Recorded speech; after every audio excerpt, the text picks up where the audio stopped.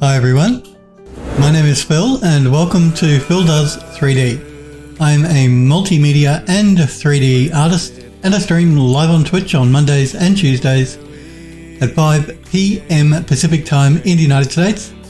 That's midday if you're in Australia, or around 1 or 2 AM if you're in the UK or Europe. I hope you guys and girls are well. Hellforge, Selfless One, Third, hello, good to see you guys. Okay, remember guys, if you do miss the live streams, you can catch up at any time by clicking the videos tab on my Twitch channel. If you're watching me back on YouTube, I do upload my streams to YouTube as well. You can, if you want to see the latest streams, you can look in the panel, in the section below my video on YouTube. You'll find a link to my Twitch channel. Click that and then go to the videos section and you can find the latest streams there. Remember too, if you want to join the Phil Does 3D Discord server, click the link Hellforge has popped into Twitch chat, or again, go to the About Me section on my Twitch channel and look in the panels for a blue graphic that says Join the Phil Does 3D Discord. We're going to continue working on a game called The House in the Hollow. We're working on the main entry gate for the first landscape for that game. We finished texturing up most of the gate yesterday. We're just going to finish doing one of the metal urns for the posts today, and then we're probably going to start working on the fence section for that entryway gate. And if you want to know more about me and what I do, click the link Hellforge popped into Twitch chat to go to my website, which is phildoes3d with a .com on the end of it. Hi to you too, Hellforge and Selfless Ones, good to see you. Okay, so let's jump straight in. So yesterday we were doing the gate. We've done the post. We're just going to reuse the same texture for the posts, but we did create two unique textures for each side of the gate because one is Hanef and one is an B. I guess we exported the textures, didn't we? Let's just double check. I think we did. I'm pretty sure we did. Gate right. Oh yeah, gate left. Yes, we did. Good. Okay, so all we have left is the gate urn, we'll call it.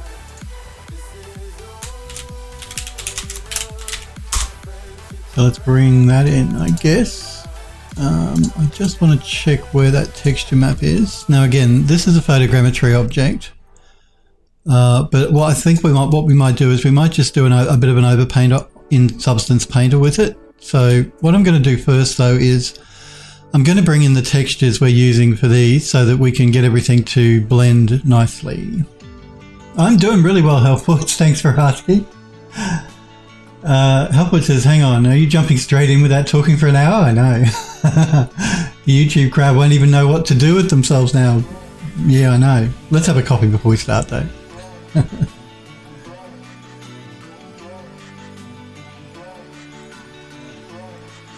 My YouTube audience will be happy. Coffee hype, that's right. So yeah, let's bring in the textures we've already made for these sections. So, that's the urn. This is the gate left, that's the gate right, and this must be the... no, that's the post. Gate left, gate right, post. Okay. Gate left, gate right, and post. Yeah, that's everything, isn't it? Hellforge says, just had some cold brew myself. It's a third cup of coffee day today. Euro, hey Euro, look, I'm sorry about yesterday. I didn't realize you subbed, so thank you very much for the subscription yesterday, Euro. I really do appreciate it. I didn't realize because it didn't come through. I don't even think you got a notification come up on Twitch. The only reason I realized was because Discord gave you the sub role. So thank you for the subscription. Apologies for not acknowledging it yesterday. For some reason, it didn't come through on Twitch. I don't know why. But anyway, it's good to see you, Euro. So yeah, that's everything. So we want to start with the left gate, I guess. Better late than never. It was a Prime sub. No, well, yeah, Prime subs show up. All subs show up. I've got it set up to show up on Twitch, but for some reason, Twitch didn't acknowledge it. But Discord did, and that's how I found out. So thank you again, Euro, for the subscription. I do appreciate it. Okay, let's find the texture for this gate piece.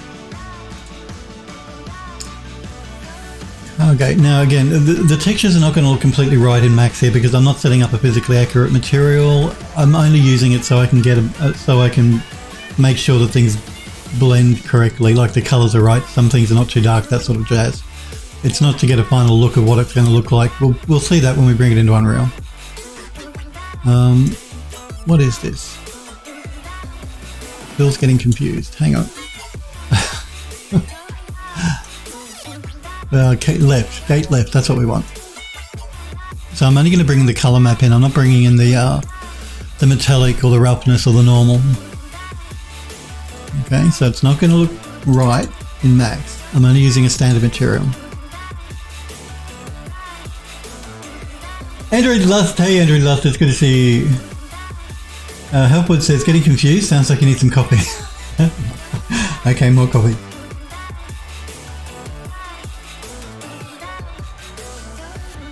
We won't do a save yet though, because we haven't made enough changes yet. So that's now we want the gate right, which will be this one here. And then we finally need the post.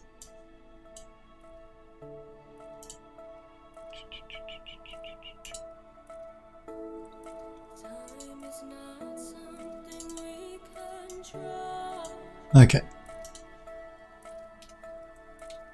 And again, this one isn't textured up because we only worked with one post. We're going to just reuse the same model and texture for the other post over here.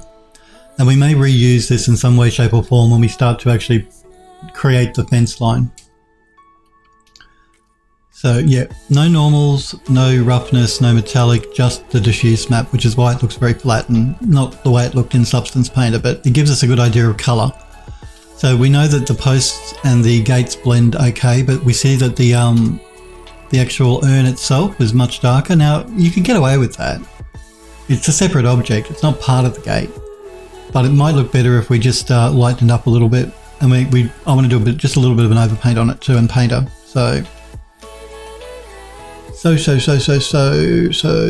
I think so we don't get completely confused. We're going to remove this one and we're going to duplicate this one.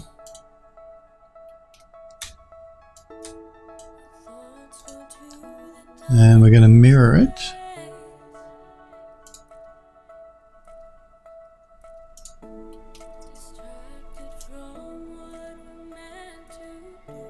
And just move it into position, which is about there, I think.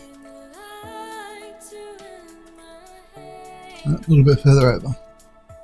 Again, this is just for me, so when we start designing the fence line, we get a better idea of what it's going to look like when we bring it into the engine. I'll move it over just a little bit more.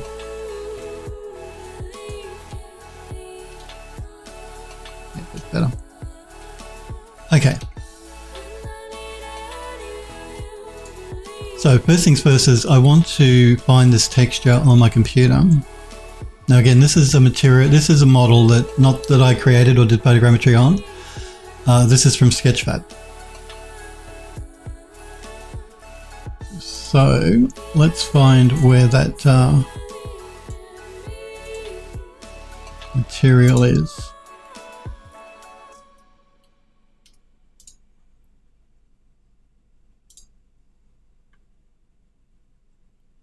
Cargate textures, okay.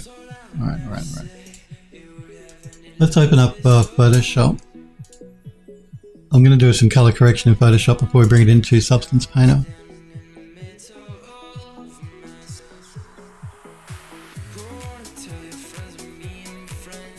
Helpwood says, I have a UE4 question, but I'm not entirely sure how to ask it, so it makes sense. For a game level environment, would it be better for performance for each model to have unique textures, or having the models to have multiple materials that have been set up as instance materials to share across assets. Okay, now hang on. Let me try and get my head around the question. So for a game environment, better for performance to have each model have a unique texture, or have the models have multiple materials that have set up as instance materials to share across assets. Okay, well, for every multiple material you add to a model, you increase draw calls in the game engine, which slows it down. So that's number one. So the more materials on a model, more different materials, the more draw calls, the slower the engine will perform.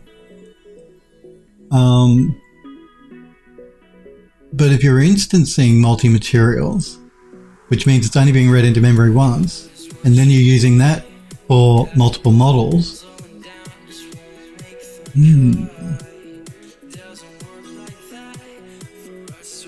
I guess it would depend on the model and how you're using it in the engine. Hey Smurf, it's good to see you. Definitely shared, Selfless One says. Yeah, I think it's probably dependent on how you're using the asset in the game, what it is. Smurf says it's all about the Benjamin's draw calls. Yeah, draw calls are generally the biggest killer for a game engine. So more materials, more draw calls. So yeah, that's a tricky question. So it's always better to share textures if you can. That way they're only read into memory once and not multiple times for each different texture. So sharing textures is a performance gain. And if you're instancing, basically if you're sharing textures, you're instancing them anyway. The same as if you reuse mesh, you're instancing it as well. Well, yeah, you are and you are. There are two different types of instancing in the Unreal Engine. One is like a software instancing, and the other one's like a hardware instancing. So GPU instancing, that's the best. When we're talking about meshes here, that's the best type of instancing for meshes, hardware. What do they call it? I use it in the game engine. I can't remember what it's called. Anyway, but yeah, there are two types of instancing. Material instancing, same sort of thing. So yeah, I don't know. You've got me sort of, again, yeah, it really depends. But generally, reusing textures, having the fewer draw calls is the better way to go, usually.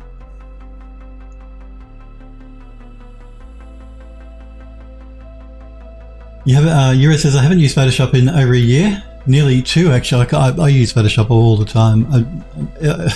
As much as I dislike Adobe as a company, I do use all of their suite of software in my work at both studios, at the ArchViz and in the game studio. We use it constantly.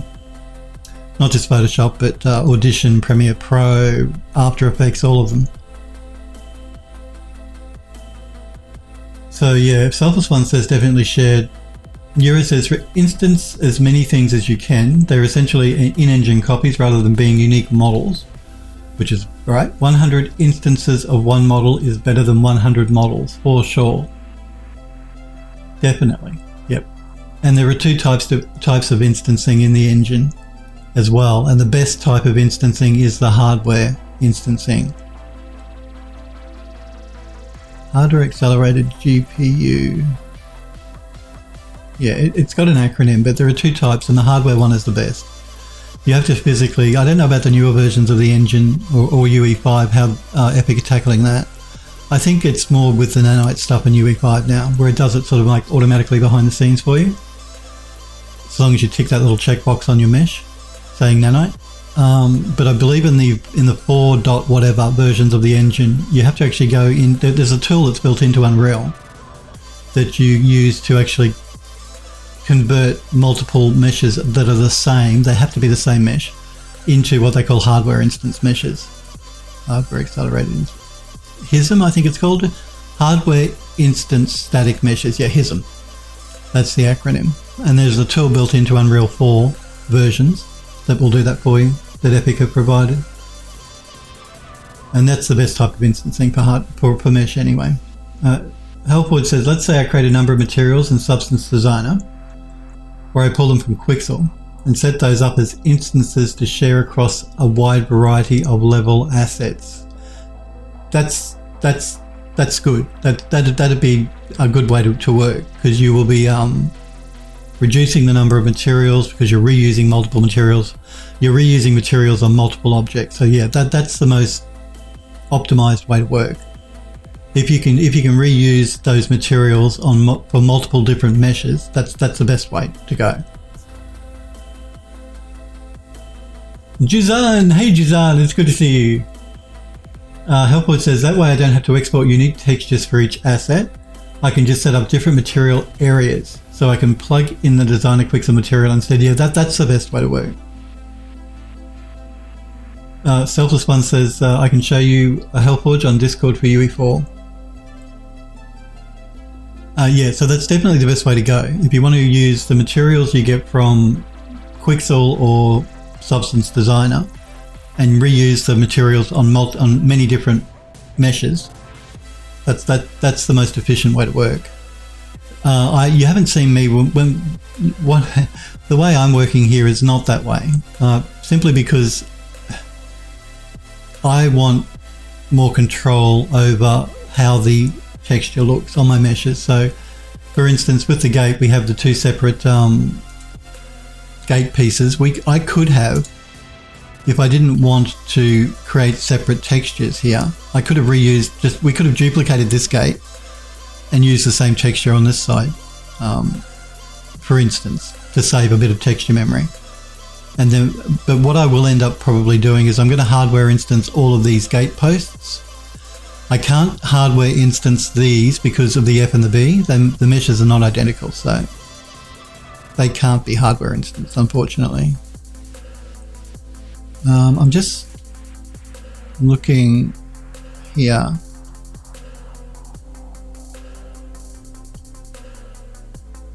It looks to me like our UVs have been messed up again. This is what I mean. What is going on? Why? You see how our UVs are all messed? They weren't. So we're gonna work out why. This one's right now, which is the one that was messed up yesterday, but this one now is wrong. Oh, you're driving me to distraction. Max, what are you doing to me? And we can see it here. Well, it's not correctly UV'd. Let me just check the channel info on this.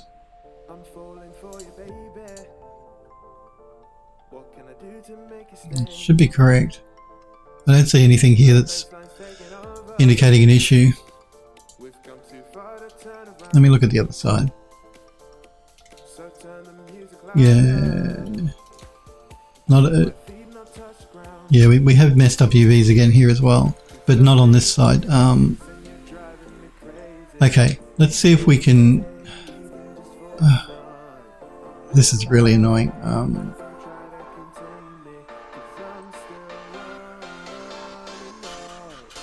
What I'm going to do is I'm going to import the exported FBX slow version that we created for this when we brought it into Substance Painter. So let's have a look at that.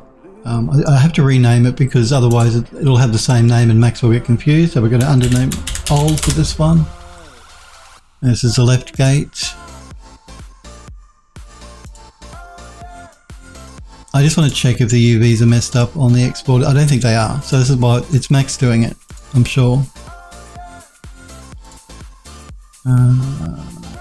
Left. Hang on. Okay.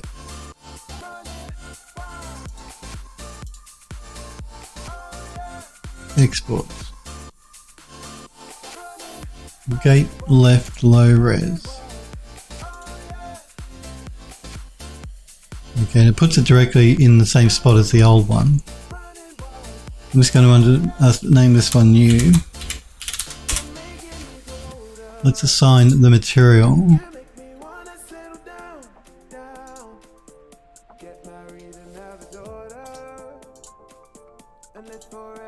Now you see here it is correct. So it's some sort of glitch in Max.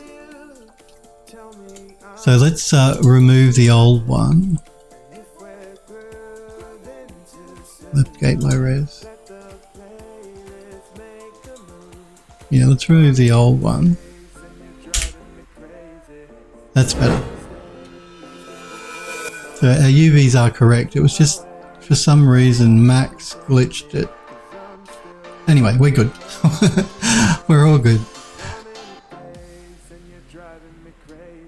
Just double checking here, because I don't trust Max.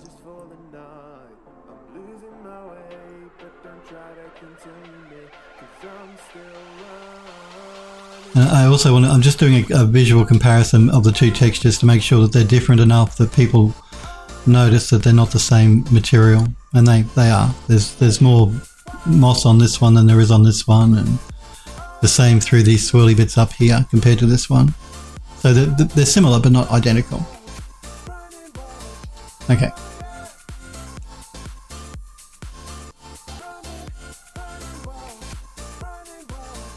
Yura says, also for environments, ground wall materials, try to work from a common set of texture materials as much as you can, so you end up with a small number of textures and texture sets of materials being used by lots of different objects. It's way less draw calls and everything having unique textures and materials. Well, that's right. You always want to try and reduce the draw calls.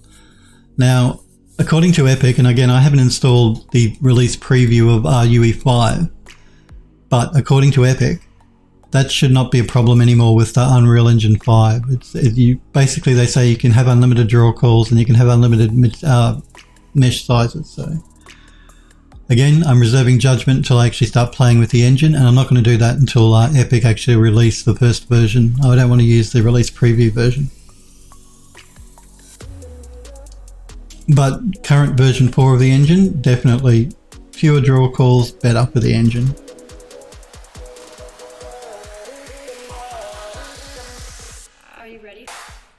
Juzan says, hey, you got a motorcycle, Juzo. You be careful. Those things are dangerous, okay?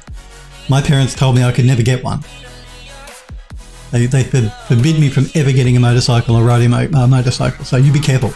But that's so cool. Yura says, hey, Ito, what kind? Yeah, what kind? Helford says, congrats on the bike. Oh, Wax King says, hey, Wax King, it's good to see you. Juzan says 2007 GSXR 600. Yeah, it's nice, as Euro says. Yeah, put it in chat. Show us a pic. Put a picture of it in the chat. It's good to see you, Wax King. How you doing? You doing well? Euro says unlimited draw calls. Is that like Bill Gates' 640 kilobyte ought to be enough for anybody? Statement about system memory. Well, yeah. I mean, they've made some big claims, Epic, with Unreal Engine 5, and I can't dispute them because I haven't used the engine.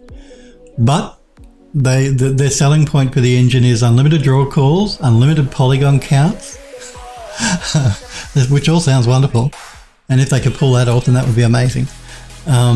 It's obviously all to do with this nanite, new technology called nanite in the Unreal Engine 5, which again, because I don't install and use beta software, even though I am using Windows 11, so I haven't installed the release preview of UE5. Epic are due to release the proper release version at the beginning of next year, I believe, around February or March. I think they're planning on releasing it. So when they do that, then I certainly will be downloading, installing and playing with Unreal Engine 5. We've locked the game studio, and I've locked the game down to Unreal Engine 4 for release, because unless Epic release UE5 earlier, we don't want any nasty surprises. So because we're so far into development now, we can't risk updating the engine and breaking something.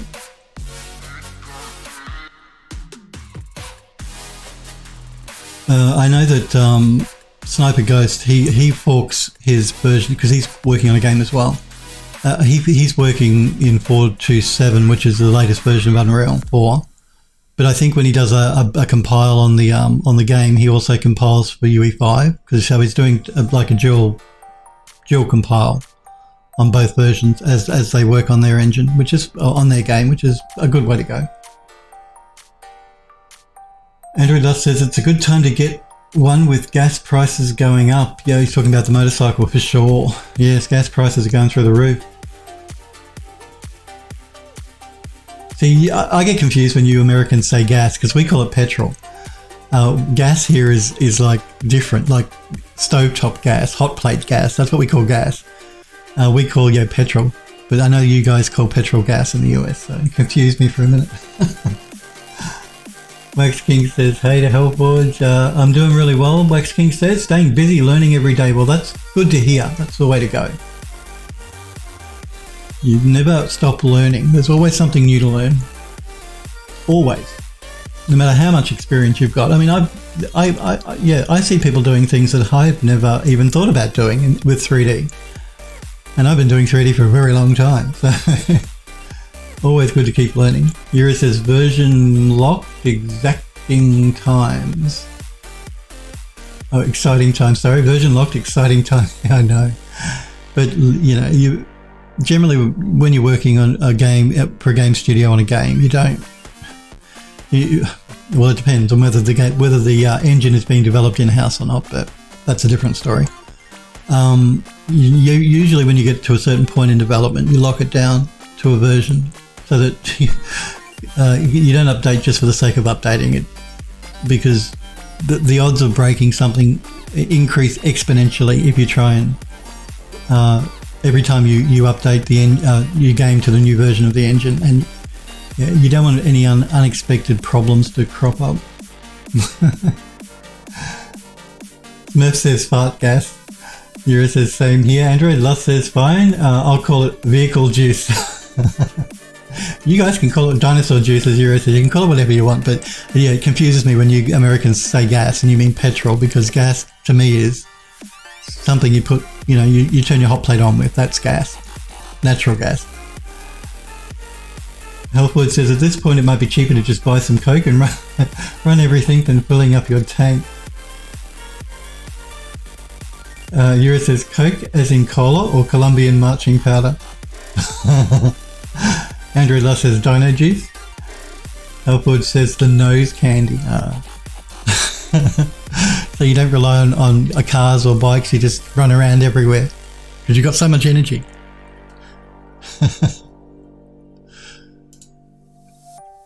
Drugs are bad, boys and girls. Don't do drugs. Let's go to find where I've put this texture. It's in Models Cargate Textures. Okay, well, there we go. Let's jump back into Photoshop and open up that texture.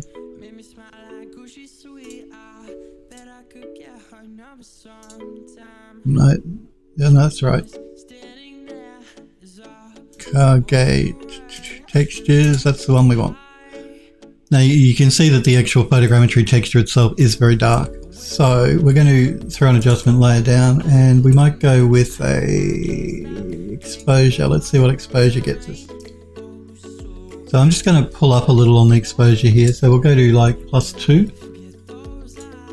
I'm going to save as a copy, which is a new thing in the new version of Adobe Photoshop, which threw me for a loop when I first started using it. Like, I'm used to going file save as, but the new versions of Photoshop, they only give you 3 options: TIFF, PDF, or PST, or PSD.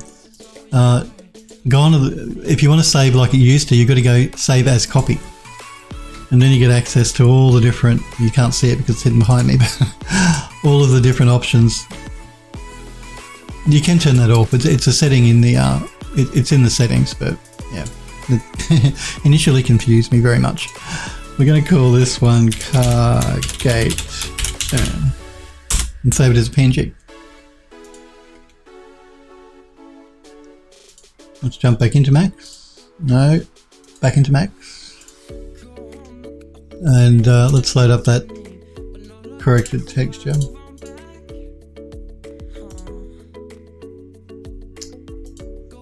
And that's a bit better. It's not quite as dark.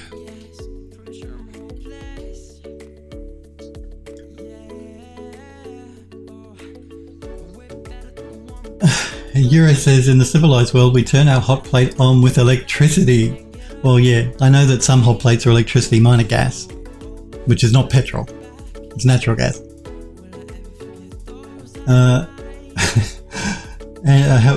How electricity is much more expensive to run than gas, obviously. And actually, I can tell you, as a qualified chef, gas cooking is the best way to cook food.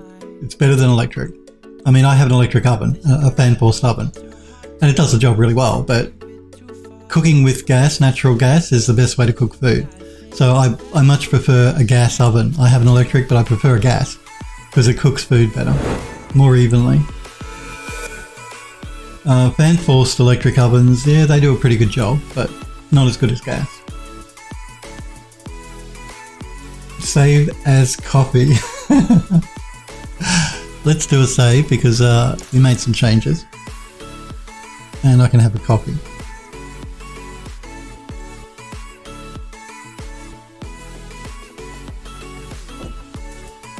Nura says PTSD, Photoshop traumatic stress disorder. I know. I don't understand why Adobe made that change. I haven't read the release notes for their explanation as to why they did that. Why they've made the save as different than what it used to be. And now you've got to go save as copy if you want it to be the way it used to be. Yeah, I don't understand why they did it, but whatever. You can turn it off if you really, really want to in the preferences. Now I have a couple of options. I can change this to make it more of a brown, but I actually quite like the darker color compared to the brown. Like I like the greener look than the browner look. So make it look a bit more distinctive. I think we'll keep it a little bit darker. It'll look better.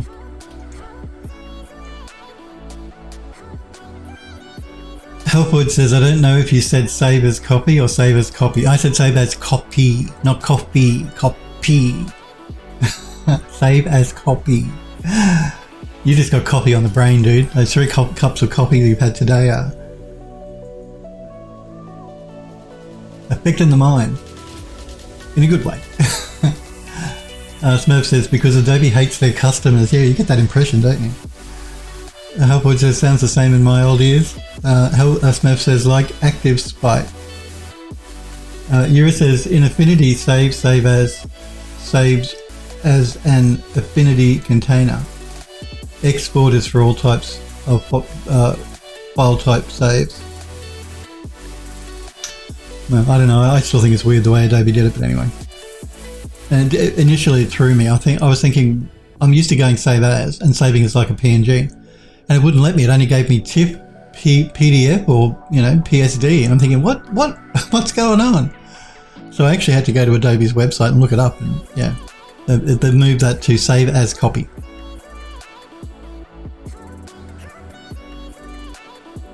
Whatever, Adobe.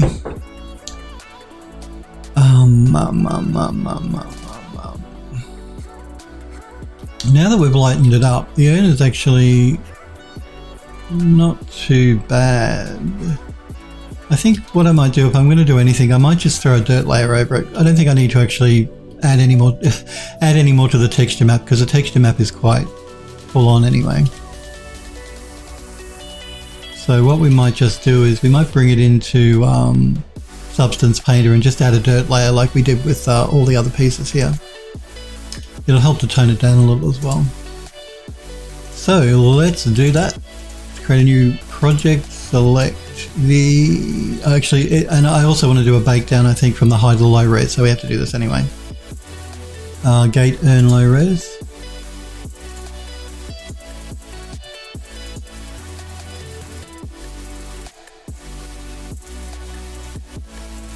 And let's do a bake out. We're not using ID maps for this because it's just one material. Let's load up the high res model.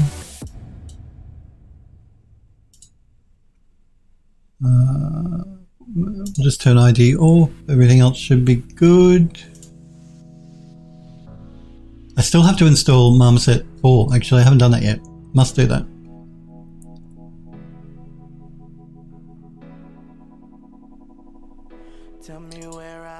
And there we go. So we have our high bake down to our low.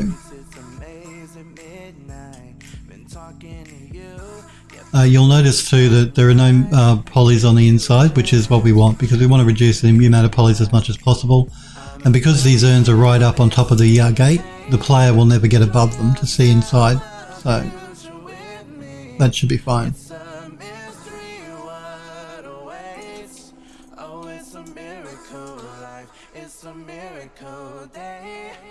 Android Lost says save as copy just sounds like an incremental save. Yeah, that's what yeah, when I saw the menu option save as copy, that's what I assumed it was. It was like an incremental save, yeah. But Adobe in their wisdom, who knows? You know what Adobe are like? Yuri says, what was that? What was my phone going off? Sorry guys.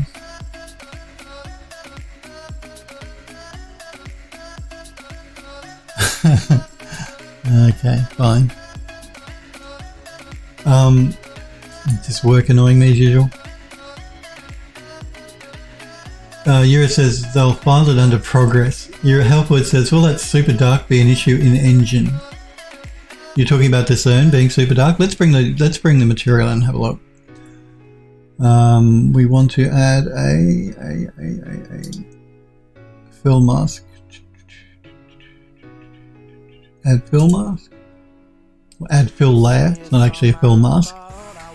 Let's go to our textures, which is it this one? Environments, textures.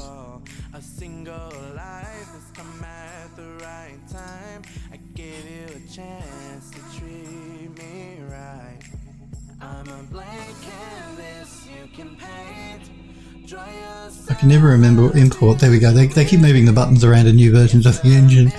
Let's add the material for this. The one we corrected in Photoshop. We're going to set it to a texture, and we'll do it for the current project. And we're going to bring that into the base color. I don't think it will be too dark for the engine. I think it should be alright.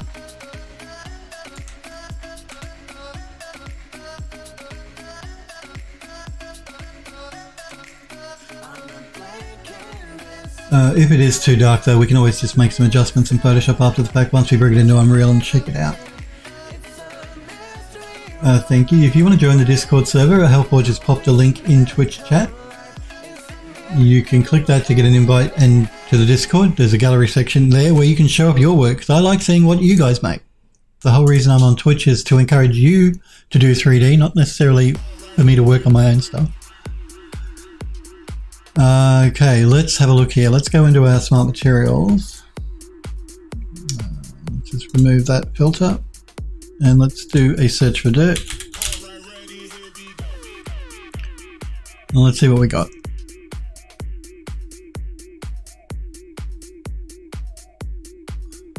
Dirt dust.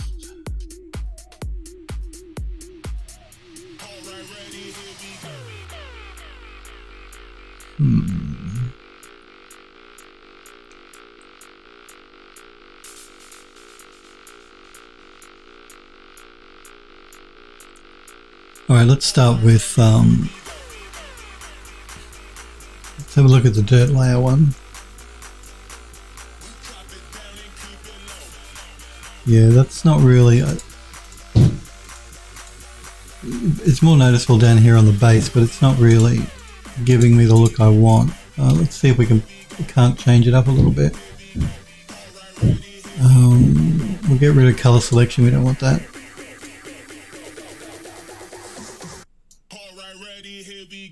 Yeah, if we bring up the global balance a bit, it starts to affect it up here a little bit more as well. So we pull it up.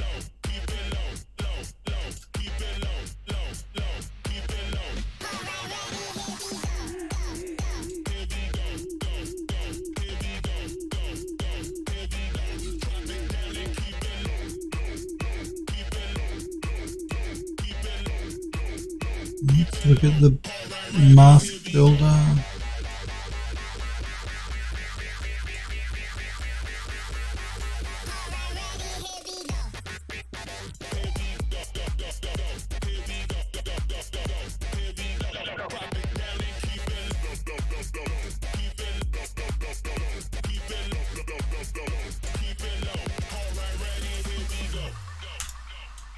So let's just turn that dirt layer on and off so we can see what it's doing.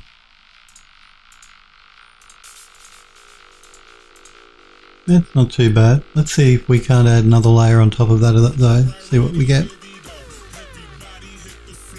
We don't want to be, we want it to be subtle. We don't want it to be too in your face.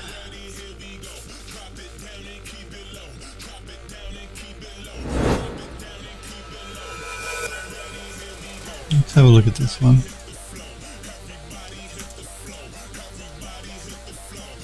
So this one is a bit too much in your face. We can probably knock it back.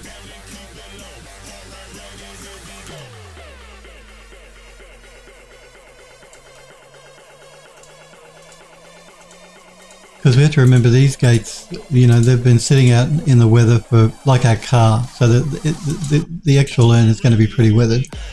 But I think what I might do is I might group these. And we'll call it urn dirt. And we might throw a smart mask over the lot of it. We'll go with the surface form.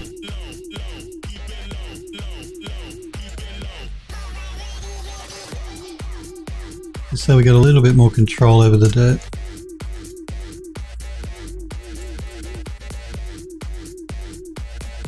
Android Love says, I think the dark part was Max's viewport, not displaying metallic. Yeah, I think you're right. And again, like I said, we can't really judge what it's going to look like in Max here, because we're not using metallic, we're not using roughness, we're not using the normal map even. On this is just so I can get an idea of how it blends together, sort of like what it's going to look like. But yeah, throwing a metallic map on it, because it has a metallic map, would certainly help to stop it from being quite so dark anyway. And now that we're playing with adding dirt inside of the engine, it's lifting it up anyway. The color of it's lifting it up anyway. So this is a better representation of what it would look like inside of Unreal than seeing it in Max. Let's do a quick save here because we haven't done one yet. And we're calling this one car gate urn.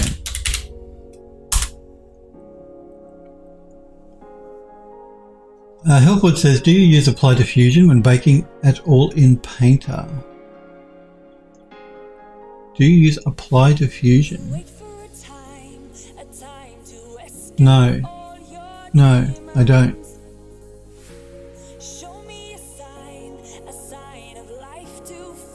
Smurf says, when in doubt, I just use both and 50% blend.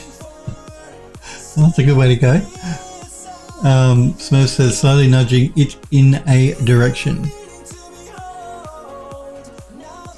Helpwood says, alright, that makes sense. I thought that was the final texture added in. No. That was just the base texture. Now we're bringing it into Painter, so we can just do a bit of an overpaint on it just to lighten it up and make it look a bit dirty.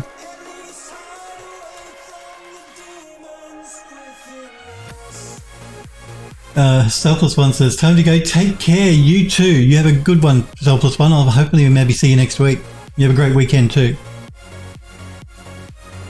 Let's export this these materials now, because I don't want to do anything more to this urn. It doesn't need it. So UE4 models, car gate urn, export.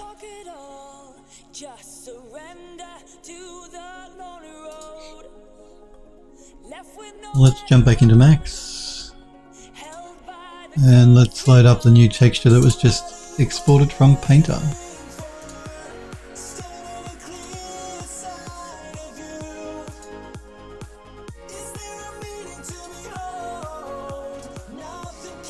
Now again, you see how much darker it looks in Max's viewport compared to Painter's viewport? And that's because we're not using the normal, the roughness, or the metallic in Max. And they help to lift it a bit. And again, I don't mind that the colour is darker than the posts. I think that helps to distinguish the urn from the post. I could go into Photoshop and I could change this to be more of a brown than a dark brown, I guess. But I quite like the contrasting colour between the two. Darker and a little bit lighter brown. Darker brown, lighter brown. Looks more interesting. Okay, let's do a save. Now, we're going to I wanted to do a save as a revision. Oh well, never mind. We're going to swap to a new max file now, which is the fence section. So I'm going to open that up. I haven't designed it. I've just brought a couple of pieces in that we can start working with. Normally I do all this sort of stuff off stream for the fence, but I know that Hellforge mentioned that it'd be nice to see me actually working to create the assets as opposed to just seeing me UV mapping them and texturing them and that sort of jazz. So we're going to do that with the gate fence. I'm just going to start by opening up the pieces that we've got to work with. And you'll see how I put it together. I have no idea what I'm going to do. I've not thought about it. All I've done is put some pieces in, and we'll work from here. Okay, so we have main posts. We have sections here, which I'll use for the base of the gate, of the fence line.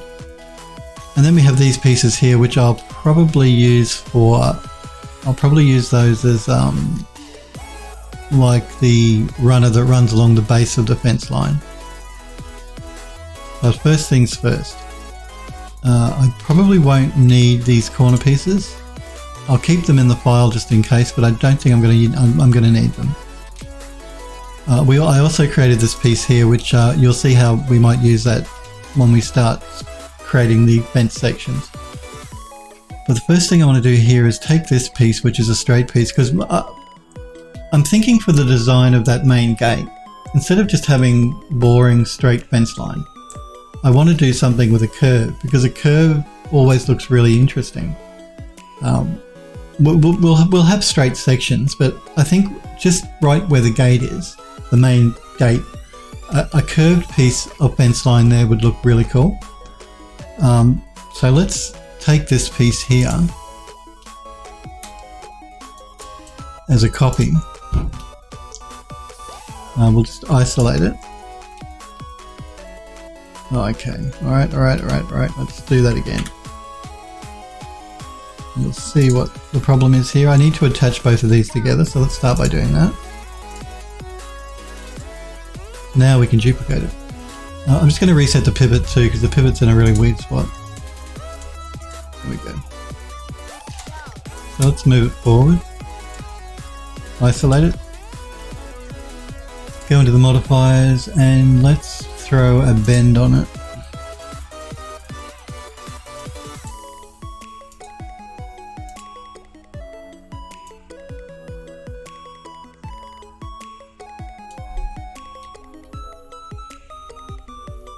And again, I'm just sort of eyeballing it here as to how much I want to bend it.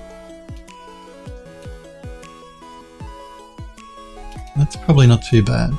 So what are we at? We're at 104. Let's go to minus 105 just so it's nice and even.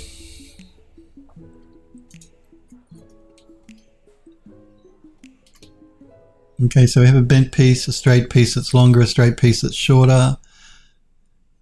Short column, long column, and these.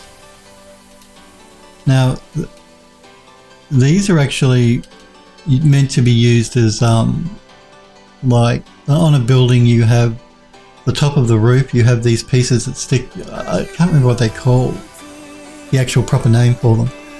I should know. I work in an architecture studio, but they're like ledging trimming that sits on top of between the roof and the wall. So you've got the roof here, you've got the wall here, and you've got this trimming that sits between the two, and that's basically what this is. But I want to use it as like a base for the fence line. So we're going to see what we can do with them. It could be used as a base, and it could also be used as a ledge for the top of the gate, but we don't really need it for the top of the gate because we already have a ledge built into this. So I'm just going to do a reset on the X form here as well on a couple of these pieces.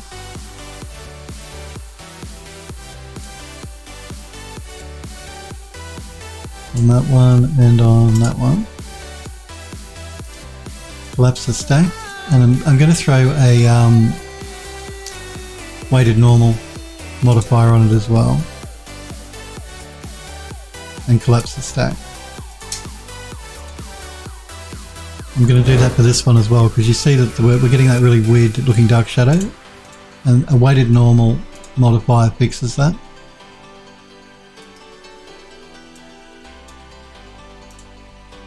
Okay, now we're good. Let's just do a quick save.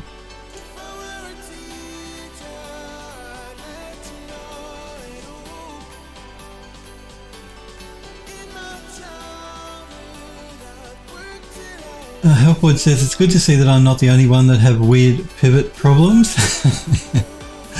Yeah, no, you're not the only one.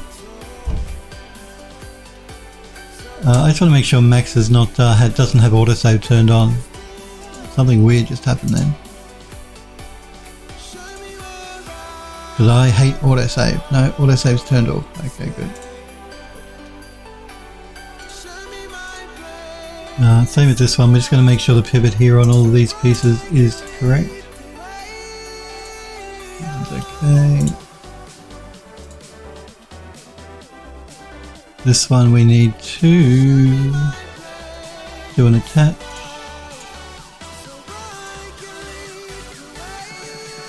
And we need to do a weighted normal. Again, I'm going to do a reset on the X-form first. And weighted normals.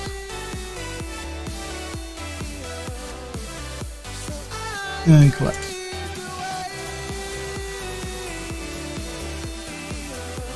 Pivot is in the middle, good. Pivot is in the middle, good. And we are going to attach these pieces together because they're just separate pieces. So let's do that.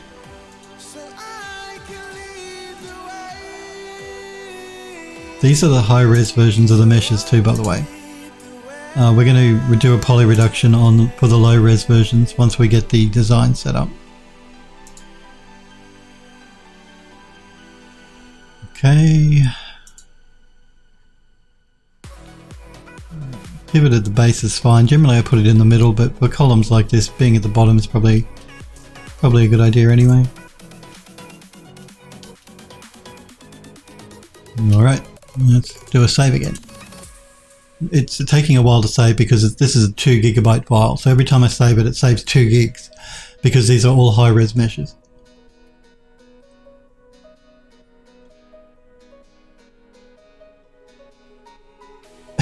Wood says, and copy, it's really interesting to see how stuff's done in Max. I tried watching a few tutorials for it, but the quality of them were questionable.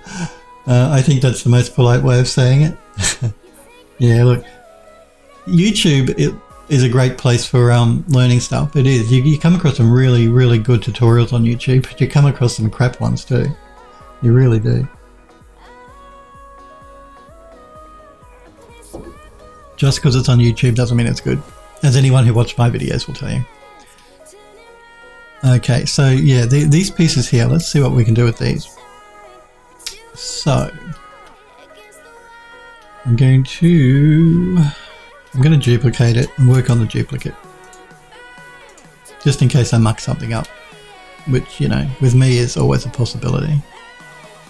So what we're going to do here is we're going to... Because you see it's not really a closed mesh, and that's not, we can't use it the way it is here. Well, we could, but we shouldn't. Well, we could. The base is open. Now that's generally not a good thing, but because this is going to go below,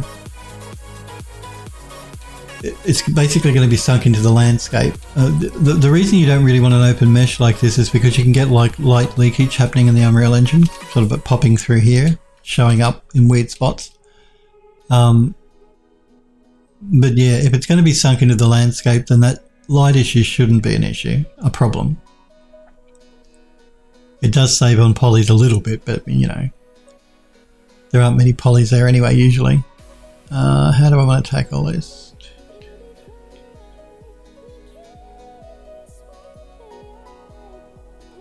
Yeah, how do I want to tackle this? I think for the base of the fence, it should be going that way, which means we need something to run through here. So There's a couple of ways I could do this. Let's start by rotating it around the right way. That would help. So let's make sure the pivot's in the middle. And we're going to do a 180-degree rotation. Okay, good start. Now, let's isolate it. No, not that. Let's isolate it.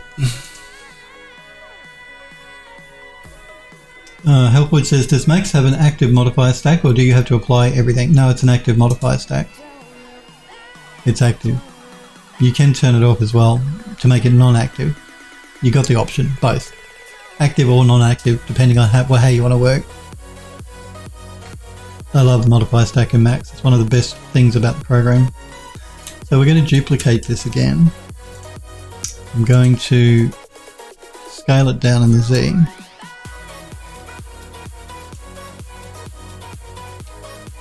We're going to rotate it 180 degrees.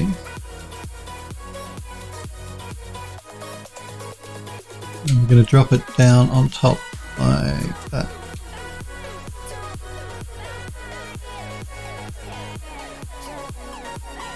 So far, so good.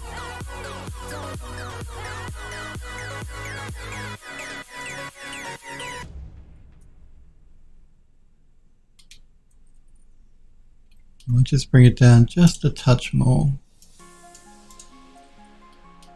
Now we're going to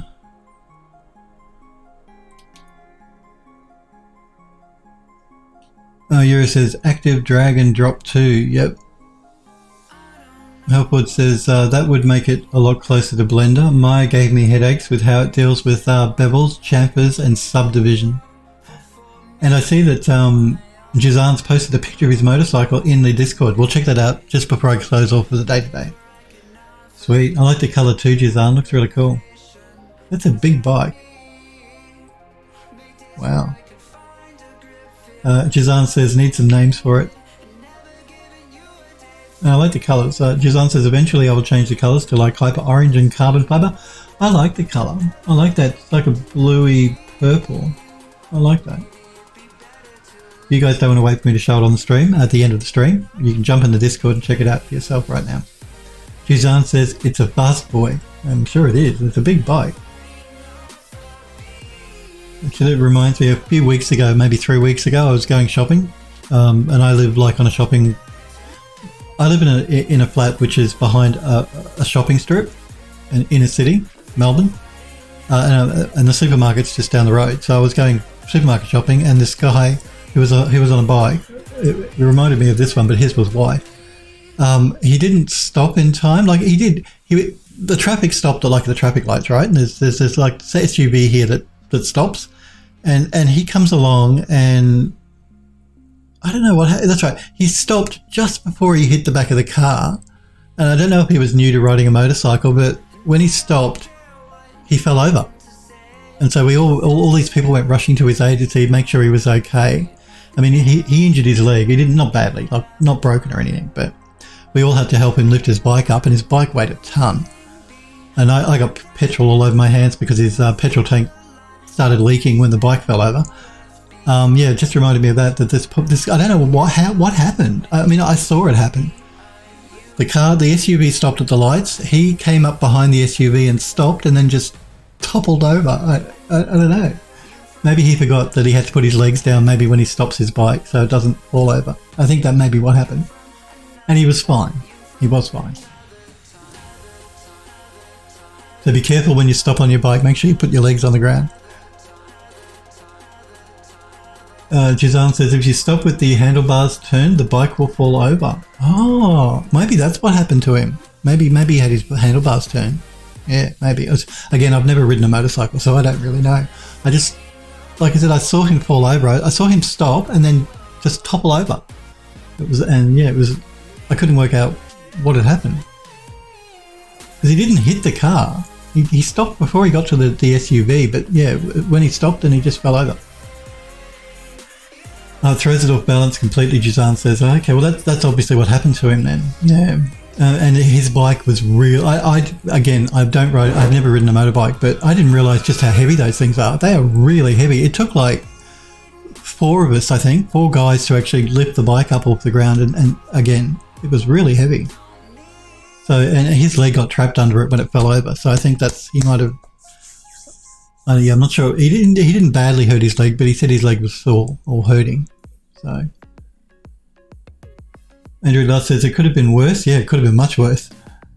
Smurf says 1 bajillion kilos. That's what it felt like. How much is that in freedom units? Helpforge wants to know.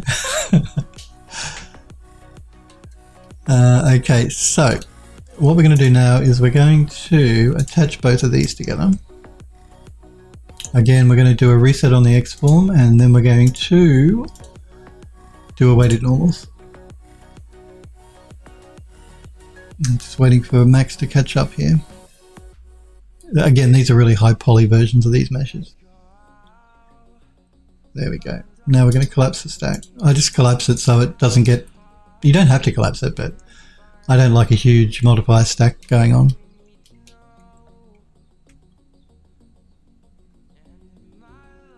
Alright, now we're going to do a scale on both of these. So it's just not quite so high. A little bit more small. That's a word, more small. We're also going to scale it in this way as well. And we're going to duplicate it. And we're going to rotate it. When Max lets me. There we go. And we're just going to pull them both together.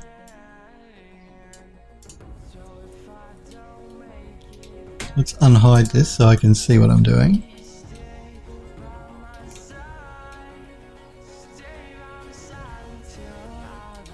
Alright, I think what we'll do now is we'll attach both of these 2 pieces.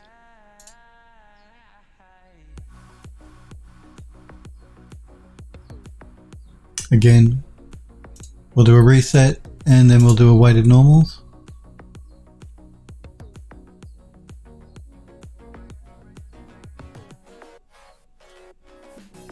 Come on, Max, you can do it.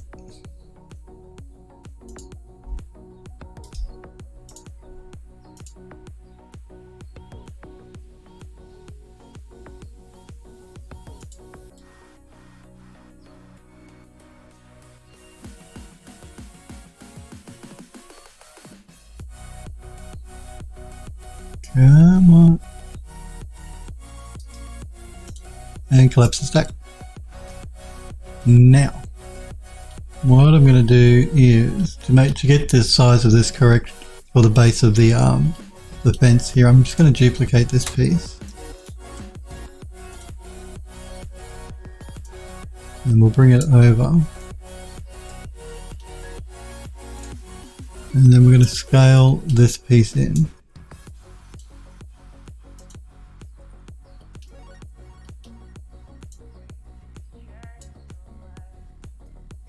I'm just using this piece to get the size correct, really.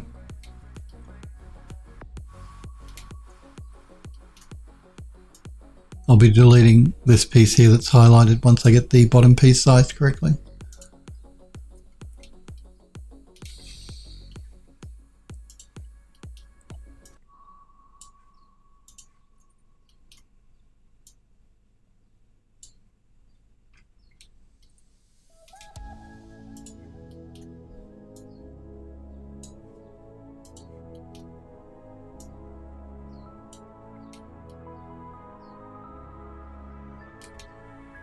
Maybe we'll bring it in just a little bit more.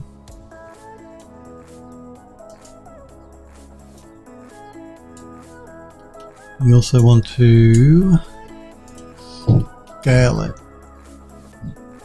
Oh, now I'm going to do the scaling on this instead of just using the scale command here. Like, well, actually, we probably could get away with that. Should be alright.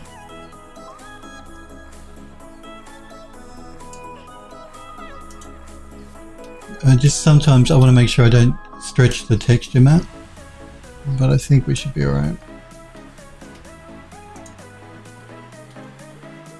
Just bring it in a little bit too much.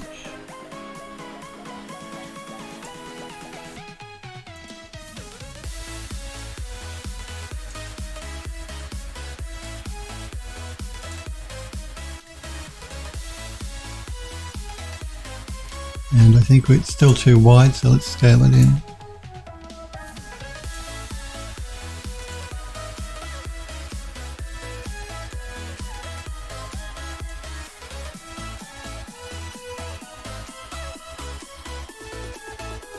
It should be okay.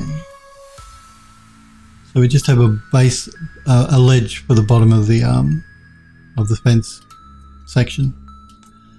So that's cool for that bit. We need to create a shorter one for this bit. So that's easy to do. We just duplicate this.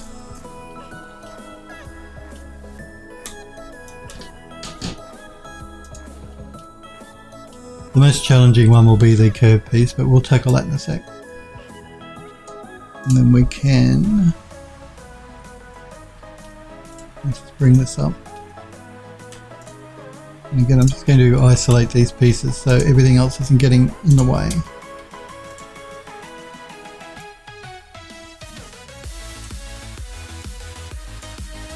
Let's duplicate this piece.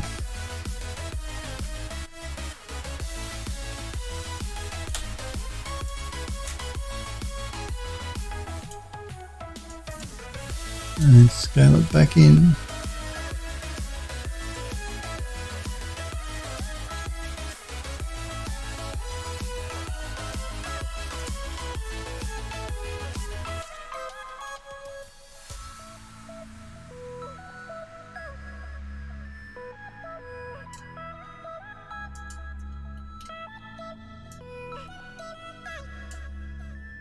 Maybe just a little bit more.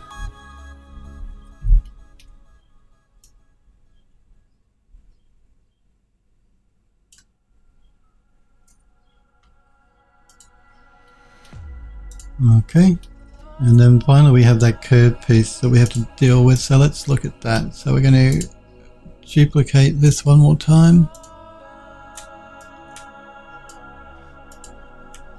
Select both of these. Come on, Max. Here we go. Isolate it.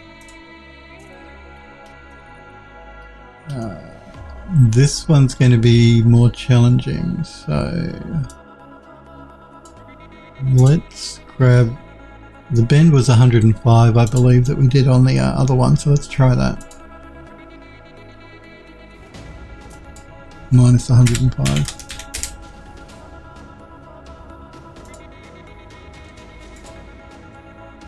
Okay, now this one, the pivot is different, so we need to rotate the gizmo.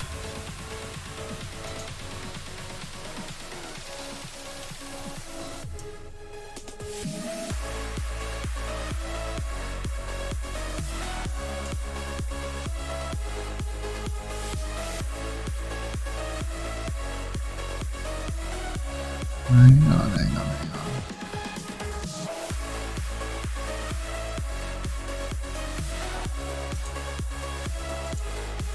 Let's move that. I want to see what it's doing. Okay, let's not do that. Let's remove the bend. No, don't do that. Just remove the bend. There we go. Let's do a reset on the X form.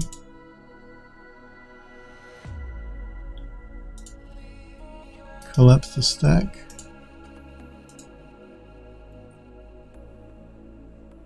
Let's try doing a bend again.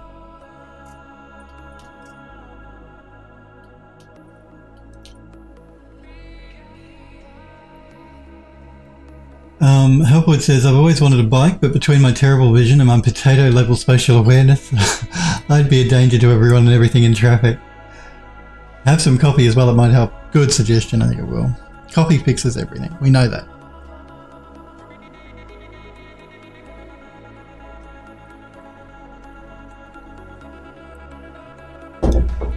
Okay, let's try throwing a bend down on this again.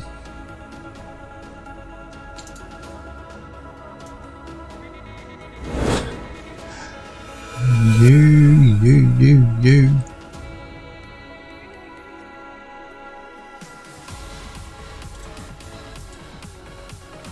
Very annoying.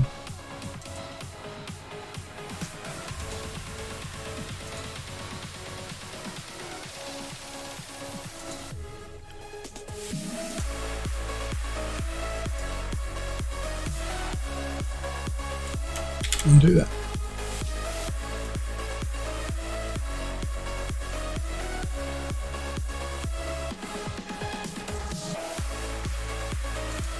Let's just move it back so it's actually over the mesh.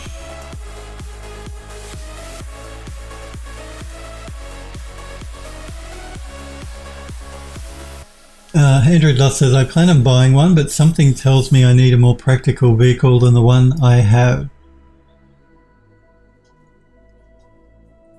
What vehicle do you have again, Android Lust? Elwood says, a trike? So you have some cargo space. Or a bike with a sidecar. Android Lust says, I haven't seen a bike with a sidecar in years. No, I haven't either. Elwood says, that way you can mount a 50 caliber machine gun when the zombie apocalypse hit and you need to head to Canada.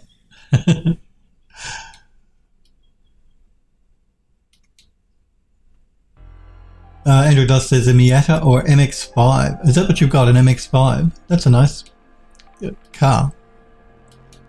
It's a Mazda, isn't it? Or am I getting completely confused? It's a Mazda MX-5, isn't it? And it's a nice car if that's the one I'm thinking of. I like Mazdas.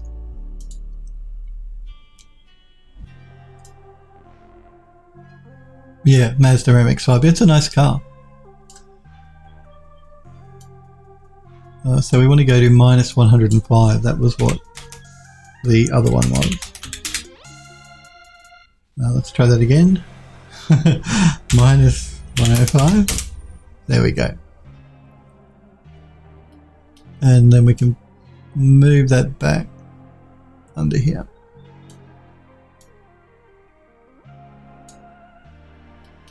And move it down. Like that.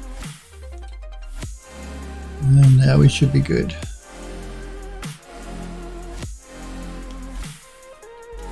Let's go out of isolation mode.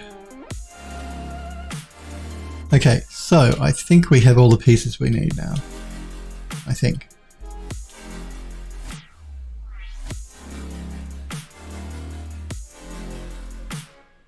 Posts. Small straight, large straight, curved. Yeah, I think we're good.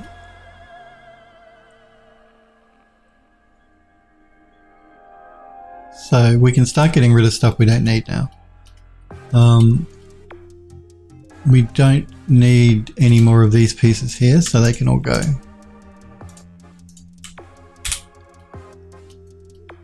We will... Oh, right, okay. Okay. I designed this to actually be the same height as this, but I didn't take into account this. So what we're going to do is... Well, we're going to get rid of the short piece because we've got the short piece over here. Is that short? Yeah. So, and I'm not going to, I don't think I'm going to use the corner pieces. I don't think I need them. I'll just leave them for the moment, but we can get rid of that one. We can get rid of that one. Let's just bring these back into alignment so everything is nice and lined up.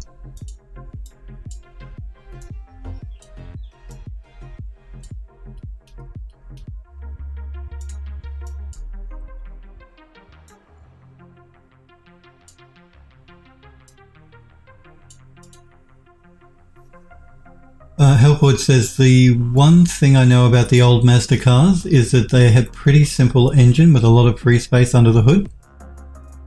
Euro says to Android Lust an 18-wheeler.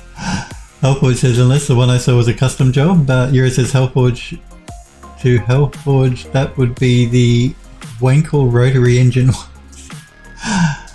RX-7 etc.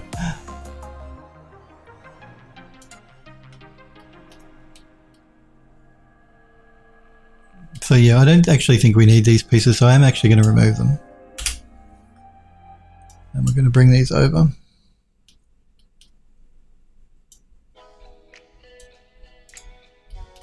So I don't know that we need any other pieces, except I need to do something with this. So I think what I'm going to do is, I don't want to scale it because then we're going to throw out our circle. So I think the best way to do this will be, we'll go into, let me just do this. Let me copy it. And I'm going to copy this one as well.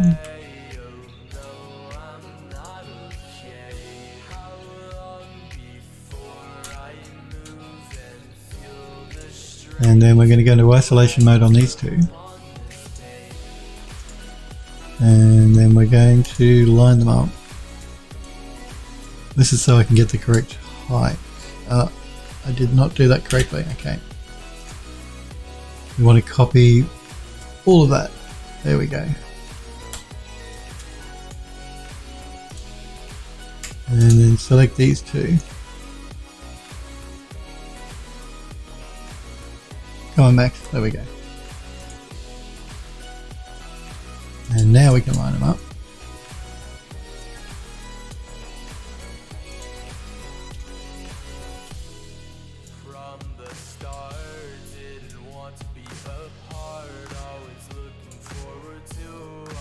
And we're going to move this one. I want this to sit probably like that, so it's just above the ledge. So we're going to go and turn soft selection on and select the base and bring it up till just before it hits the bottom of the circle.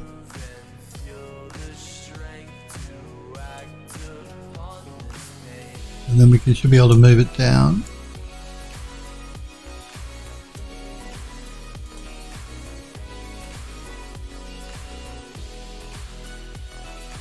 Yeah, I don't actually like that. So what we'll do is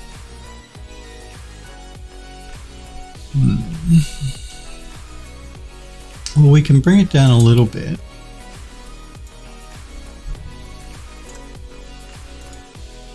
Move it down here. And then we can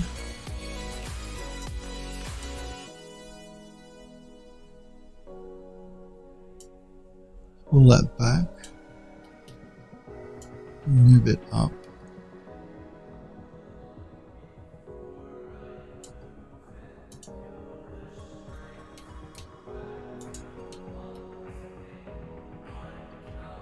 Whoa, I did something wrong there. Let's try that again.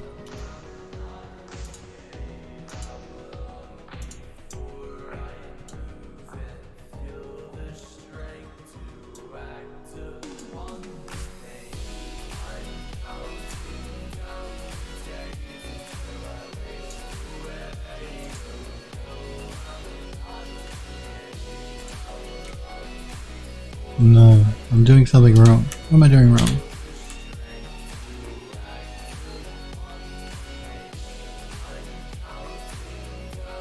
Well, we can do it another way.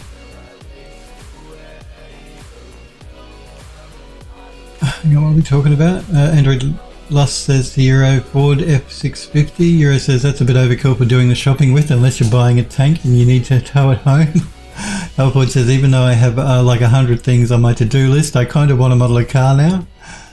Still 3 weapons I need to finish, Alford says, that I'm actively working on. Android Lot says you'd be the talk of the town if you owned an F650.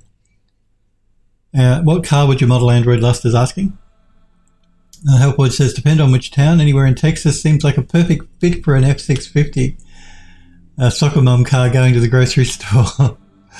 Euro says F650s start at like US 60,000. Wow. Helpwood says to Android Lust, there's a couple of hot rods that I've seen that would be cool to make, as well as perpetual Mac Superliner Kenworth W900 that I've been poking at for the past two or so years. And Lust says, to be honest, I don't think an F650 would be a wise thing to buy. I don't even know what you guys are talking about. I don't know what this F650 thing is. What we're going to do here is I'm going to edit, select invert. I'm going to remove the circles. I'm just going to detach them.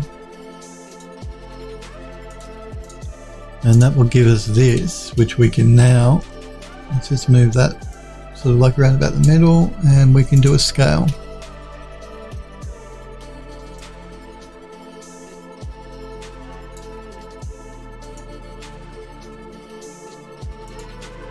I guess I should try and line these up, shouldn't I? So I guess I actually wanted that to sit above, but I think lining that edge up with that edge would probably be better.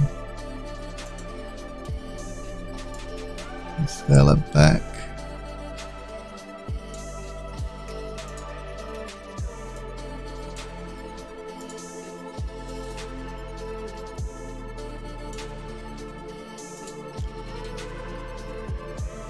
Okay, so now we need to move these up.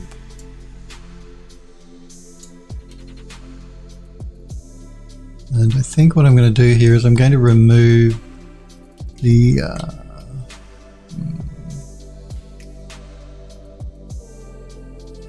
I might remove the ones from the outside edges, because once we position this correctly it's going to be hidden anyway. Let me just move this into position so I can sort of get a better idea. Yeah, most of the circles on the inner edges are going to be hidden anyway, so we will remove the inner one. So those two can go.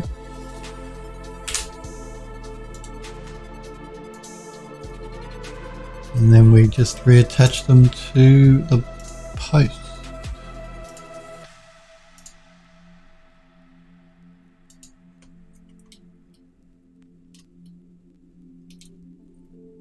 Just make sure this is lined. Okay, all right, I see what's going. This is going to be a little bit more tricky than I thought. All right, let's see what we can do here. Let me just undo this so that the circles are detached again. And let us try and line these up. So we're going to start with the top.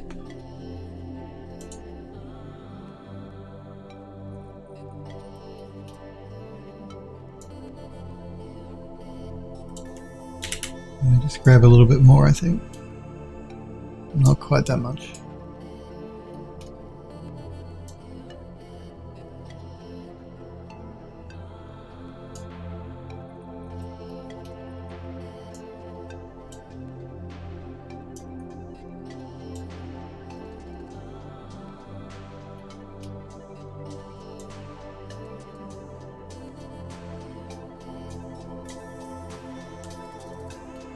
Okay, let's keep working our way down.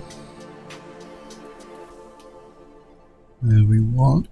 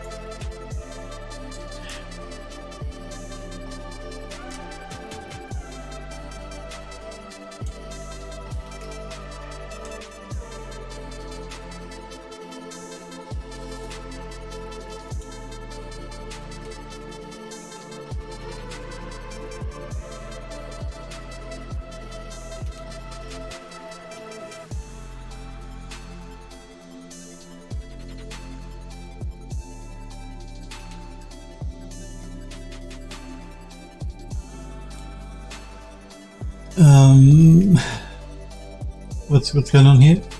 Helpwood says, in the monster truck that I never got started with, past the block out stage. Yura says it's a big pickup truck. It's actually like a tipper truck than a pickup.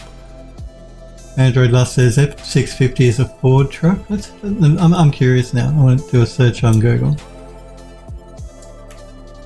I want to see a picture of this thing.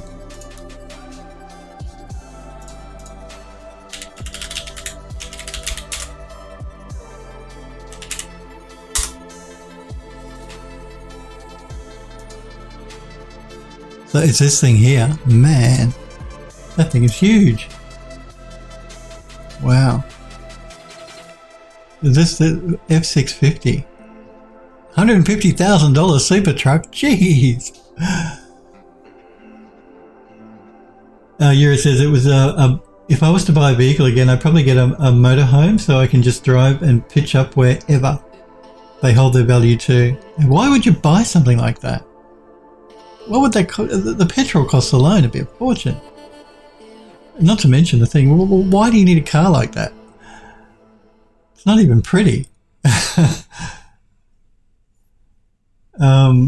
Helpwood says it's basically a crazy expensive tiny knob energy car for people with too much money and no sense. It's a car truck, Helpwood says. It is a truck. Andrew Lust says, I thought motorhomes are for retired people. You plan on retiring? Helpwood says, would be easy to commute to work if you live in a motorhome though. Andrew Lust says also with the F650, I don't think you can efficiently use the bed of the truck with ease like how you can a normal truck. That's insane. Why would you want one of those? And it's not pretty.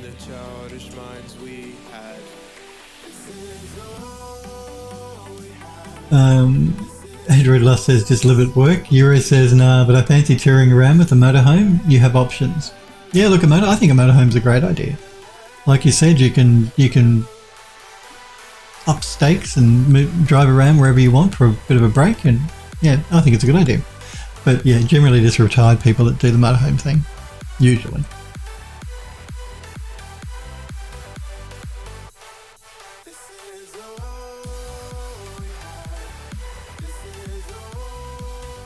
Doesn't have to be though.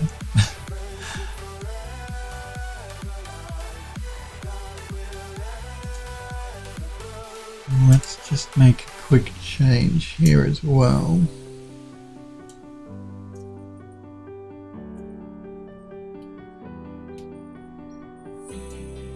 Might just pull this up a little bit. Was it here where you first kissed me on the cheek? Where you held my hand and said you'd always be here for me? Was it here where we sailed the 7 seas? And we flew the fighter jet planes and scored at Wembley. This is all. Alright.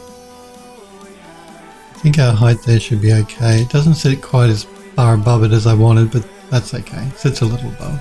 I mean, I could probably pull it up. Yeah, let's do that. Let's just pull it up a little bit.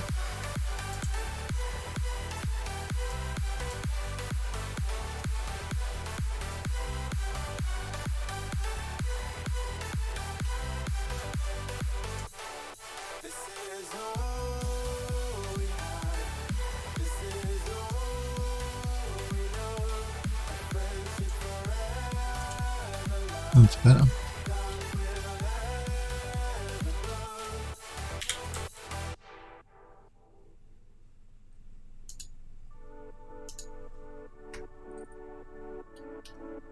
I might just pull a little bit down.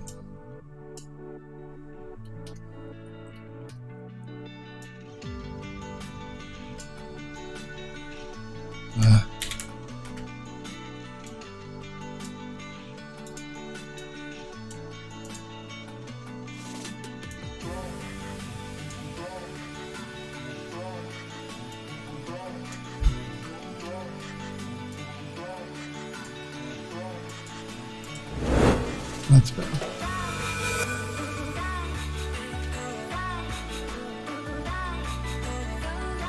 Good. Well, let's do a quick save as a revision.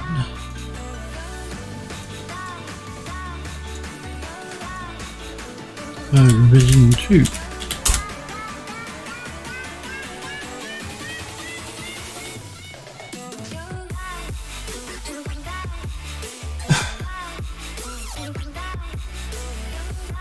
Now Smurf says anything higher than like an F250 is basically for pulling large loads like farm equipment. Alport says there's someone living in the building here that owns an F150 Raptor. That truck is the biggest thing in the parking lot. Andrew Luss says it's an American thing, Phil. Yeah, I know, you Americans and your big cars.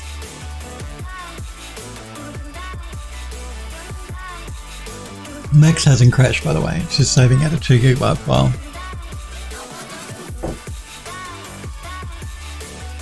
Smurf says used to see lots of F350s and F450s around pulling trailers of hay and cows when I lived in the rural life. Euro says not in Europe. Loads of people do motorhome vacations. A lot of them do in Australia as well. A lot of motorhome vacations happen in Australia. Come on, Max, you're worrying me. Why are you taking this on? We did save as a revision, so it's alright.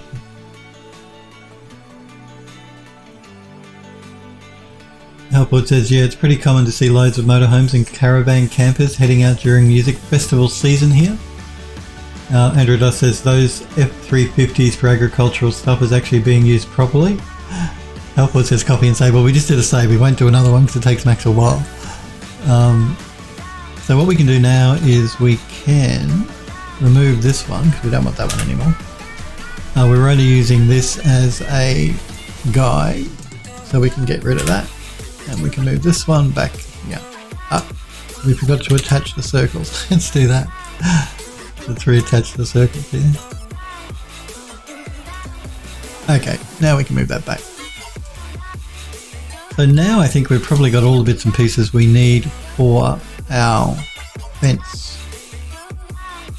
I'm going to be adding wrought iron, but we're going to be copying that from the gate.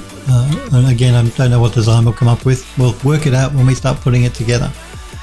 But what I want to do here is I don't want to use these as they are because they're high-res meshes, so I'm going to reduce them down to low poly versions. It'll help Max too. So we are going to rename these. So this is going to be gate fence underscore post.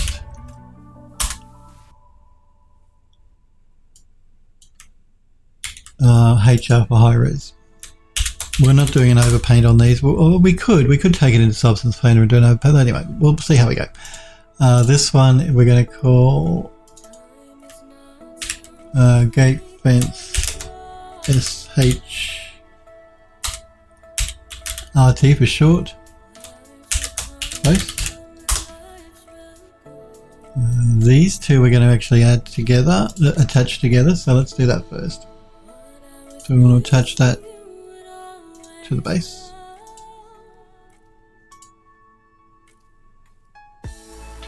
Have a copy while Max does it. There we go. Oh, didn't even get time to have a copy, damn. Let's attach this to the base as well.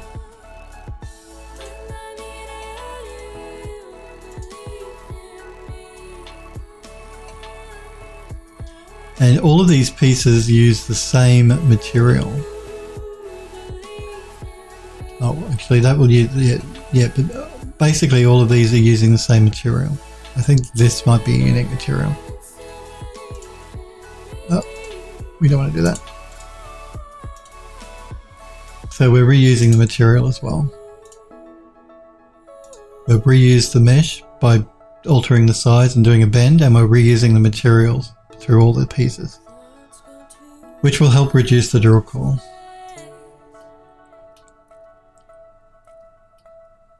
Okay, so this one we're calling gate fence wall curved HR. Did I put a HR on this one? No, I didn't. So let's do a HR on this one.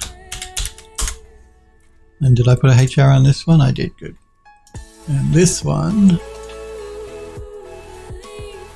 We're going to call gate fence wall.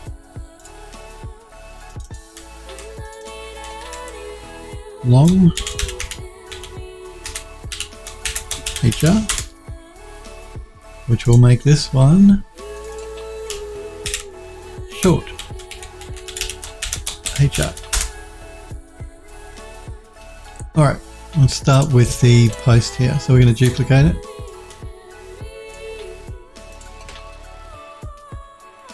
Again, I'm just waiting for Max.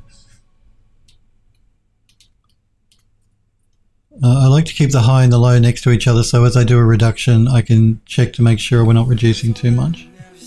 And I use, again, Max has a built-in reduction tool called Pro Optimizer, which does a good job, but I actually use a plugin called Polygon Cruncher, which is made by a company called Moo Tools.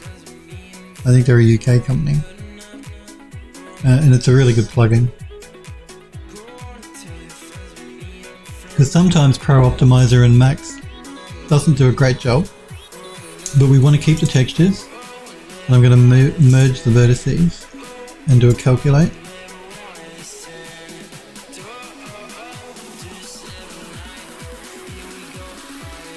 Again, Max hasn't crashed, don't worry. Don't you crash on me.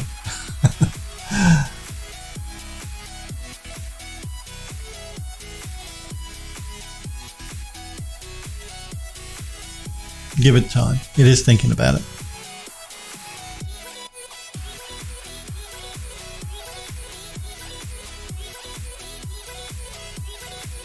The higher the poly the mesh, the longer it takes to run its algorithm over it.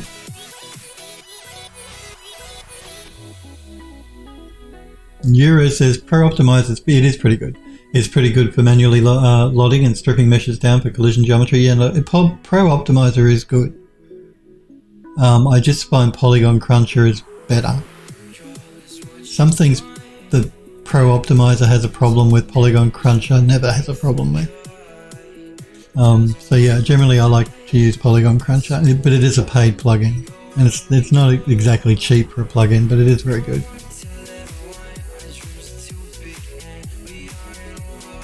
It's hit or miss sometimes, yeah. Pro Optimizer, I've found that too. Sometimes it's good, some things it's really good, some things it's not so good. Now this plugin does have something called Magic Cruncher, which I never use, but basically it can do an automatic reduction for you based on a set of rules built into the plugin.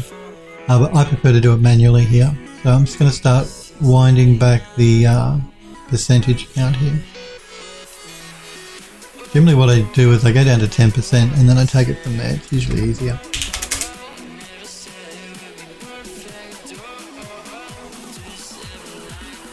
Okay. Still to see now the reason the Max is having a problem. Don't think this is Max is a bad program. That post, the high res post, is 1, 2, 3, 1, 2, 3. It's 4 million polygons. So we're working. Just the post alone here is 4 million polys. So let's try going down to 5%. Getting better, but we can still take it lower. Oof, that's right. 4 million polys. Let's get down to 2%. Getting better, let's get down to 1%.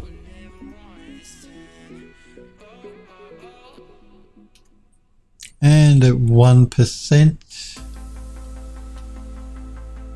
it's not bad. So what I'm going to do is I'm going to collapse the stack at 1%. We're going to see if we can go lower.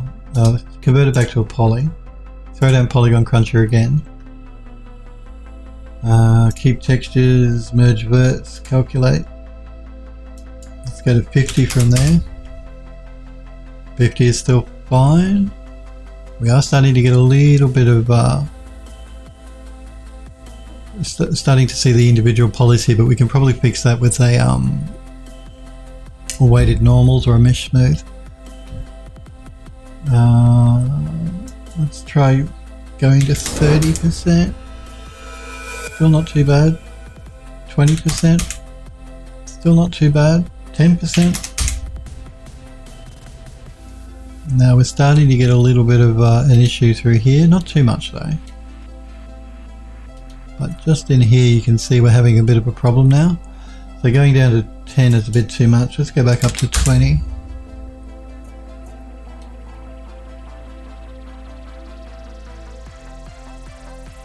Actually, we might go back up to 30.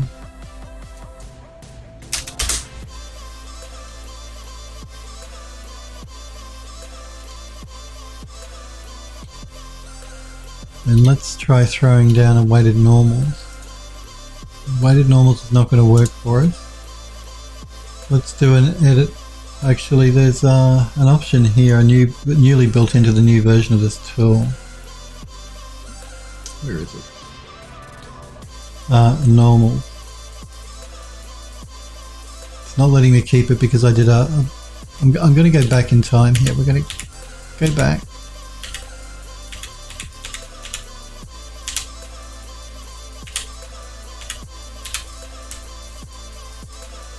I'm going to select the option to keep the normals.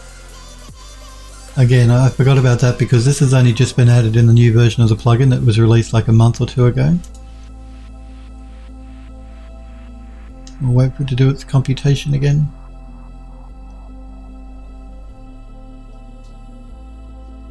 Euro says I use Simplygon quite a bit. It's decent. Yeah, Simplygon's really good as well. Andrew Loss says, wow, I couldn't tell it was 4. Yeah, I know. It was 4 million polys. That's why Max is having an issue with it. That's why the file size for the save is like 2 gigabytes because all of those assets are really high polygon. Euro says, Phil's post has more polys than some of my cards. And it's not even a decorative post, it's pretty much just a rectangle. Oh, good opportunity for me to have some coffee while it's doing this anyway.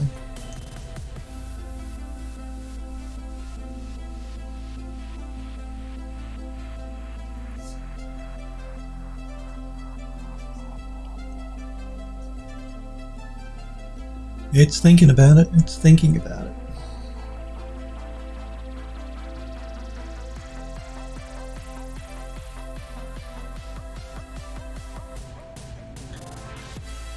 Okay.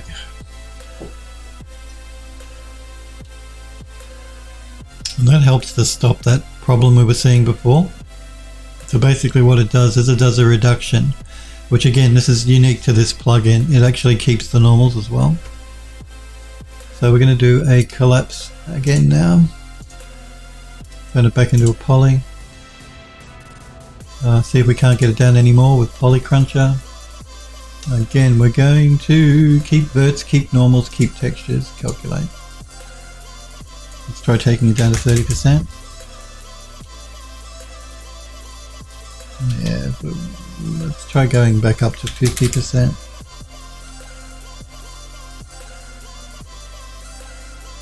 Starting to have a bit of an issue there. Let's try 60%, 80%, 90%. We'll probably go to 90% and leave it at that, should be fine. No, 90%. There we go.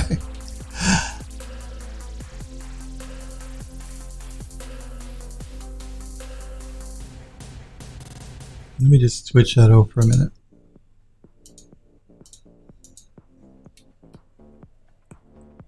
So we could probably get away with 90%.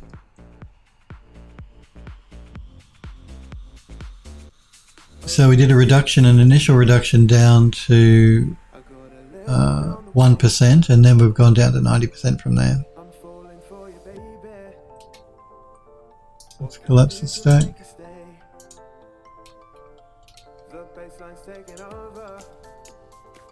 We've come too far to turn around.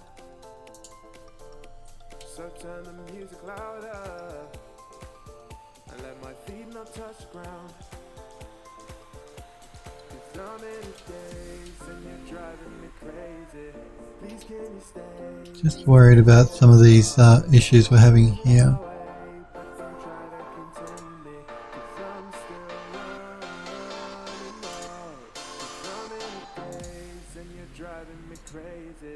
Please can you stay even just for the night?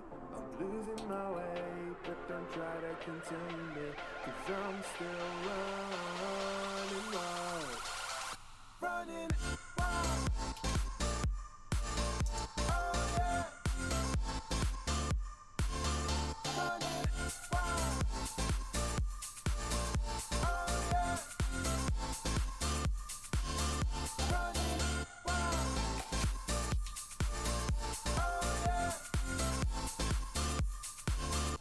are we talking about here?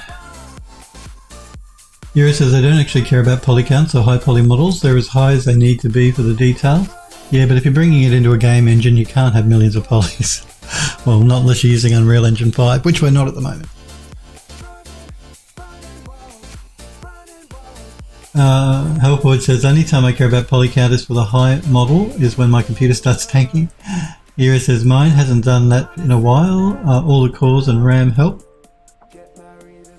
Andrew Dust says, the only issue with high poly models is that I never delete them after I'm done with them. Yeah, I don't either. I keep them in the scene because you never know when you might need them again. You don't want to delete something when you may need it again. We're going to rename this one LR for low res. I'm going to remove the weighted normals. I don't want that. Convert it back to an edit poly. And let's do that with the next one. So duplicate it.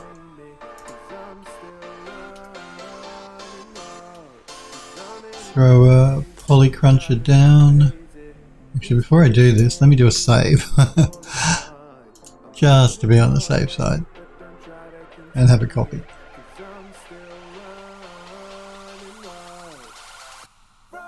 Helpboard says, yeah, I'd imagine so. My CPU is getting old enough that the British Museum is stalking the bushes outside so that they might nick it at some point soon. Yura says, I never delete them full stop. I don't either. Android Lost says, I might use it again. Well, yeah, that's right. You never know when you might need it again. And if you delete it and you need it, there's nothing worse. Nothing worse than needing something and knowing you deleted it.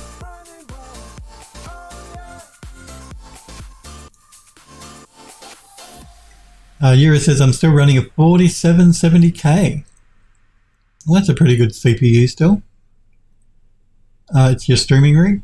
Yura says, I keep my HPs because you never know when you'll need them again. High polys. No point nuking that work when I just throw them into my NAS. Yeah, there's no point. You keep them. You will need them maybe at one stage, so you want to keep your high polys. Don't delete them.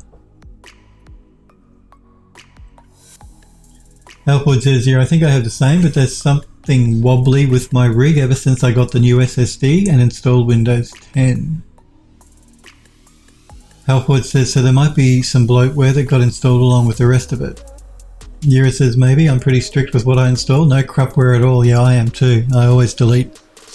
Like, even if Microsoft wants to install rubbish apps, I make sure they're gone on a new installation as well. I hate all the bloatware. Rubbish. Okay, so now we're going to do a poly cruncher. We're keeping verts, keeping normals, keeping textures, calculate.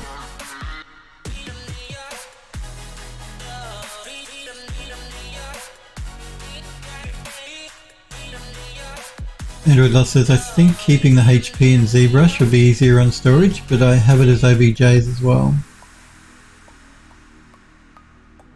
The high poly, keeping the high poly in ZBrush. Yura says, I expect my FBX as ASCII file as opposed to binary files. They compress a lot that way. But I keep my latest 2 saves of any Max project once I'm done with the job.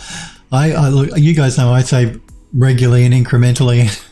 There are some models, projects that on my hard drive where I've got like 30 incremental saves and I've still got them all. I generally do, every now and then I'll go through and I'll clean up and I'll only keep usually the last 2 incremental saves as well. But I know on my hard drive here I've got quite a few incremental saves that could be deleted because I haven't done a cleanup in a while. But that's okay. I'd rather use the hard drive space than need it and not have it. You know what I mean? Need to go back and not be able to. Because that would be bad.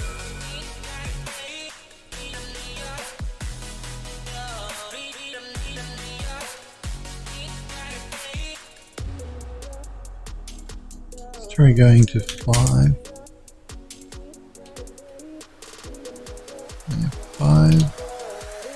try going to 2. Are you ready? Yeah, 2 will probably work. Yeah, 2 should work. So let's collapse the stack. So I'm going basically to 2% of the original poly value. Rename that LR for low res. Okay, next one. Duplicate. We'll do a save as well when Max is finished here. There we go.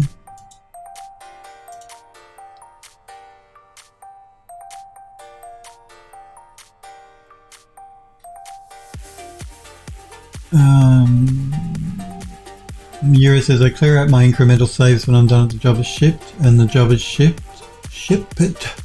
Elfwood says I do incremental saves as well of everything. So when I installed Cyberpunk 2077 last year, I nuked over 200 gigabytes of old and outdated painter files because I only need the last 2 before they're finished. Yeah, I do the same. I generally keep the last 2 revisions, and then I have one called usually finished or complete. I can't remember exactly, it depends on how I feel on the day, but usually I think I say final. I use the word final. So 2 revisions and then the final version that's called final. And then I should then generally go back and delete the 20 other revisions that I don't need. Euro says backups are important. Max has great file options for that. Between auto backup, incremental saves. Yeah, I turn all of that off because I really hate having my workflow interrupted when Max is doing a backup or an auto save. So I switch it all off, which means I must remember to save. Helpwood says I have all the other saves on my external hard drive. All the commissions are also on the Google Drive for extra security. That sounds like a very wise move. Particularly if you're doing work for clients, be very careful. You don't want to accidentally delete it. I don't use cloud backups. I don't trust them though.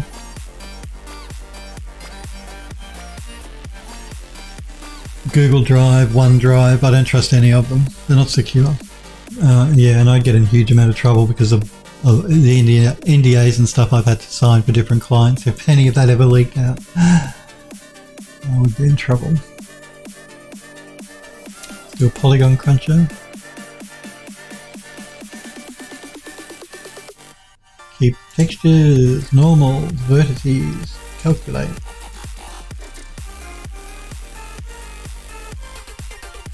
Smurf says final, really mean it this time.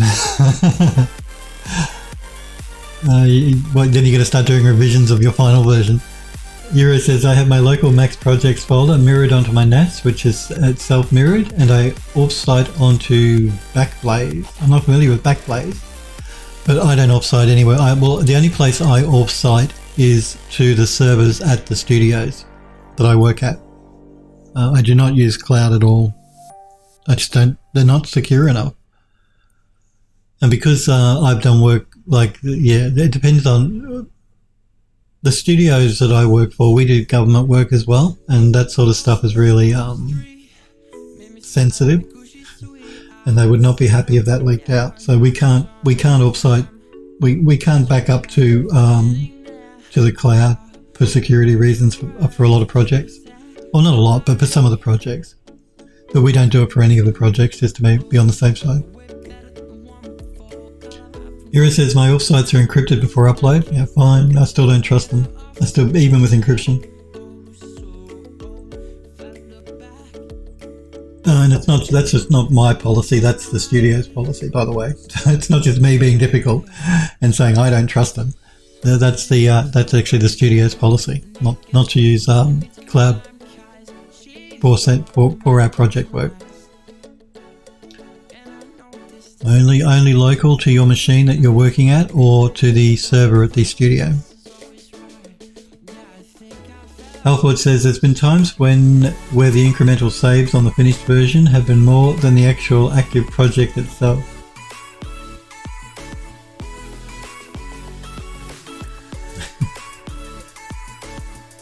Dictator Tiger, thank you for the follow. Welcome to Phil Does 3D. Sorry, it's just taken me a little while there to notice. Dictator Tiger, welcome to Phil Does 3D. I stream every Monday and Tuesday at 5 p.m. Pacific time in the United States. My schedule never changes. If you've got any questions at any time or you want to say hello, feel free, Dictator Tiger. Welcome. If you want to join the Discord as well, feel free to do that. If you have any work you want to show off, I'd love to look at whatever you're making. Come on, Max. Mira says, I had that with projects for clients I can't talk about, only allowed to send files to their server as part of a contract agreement. Yeah, usually a lot of times that's what they want. They're super concerned with things getting leaked, which is fair enough. Helpwood says, thankfully I haven't done any work yet that requires NDAs, so I can cloud back up some of my stuff, yeah. Fair enough. But yeah, generally they'll make you, it'll be stipulated not to go offsite. Thank you, Helpforge. Yes, Dictator Tiger, if you want to join the Discord server, click that link, Helpforge, popped into Twitch chat.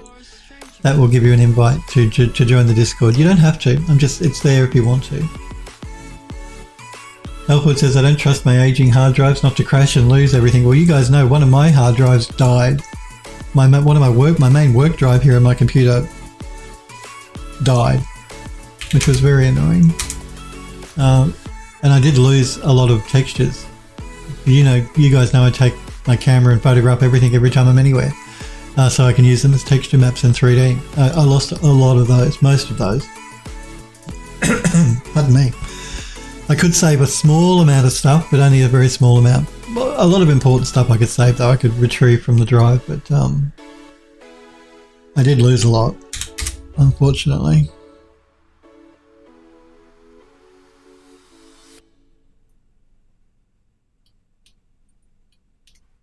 Let's see if we can get into 1%.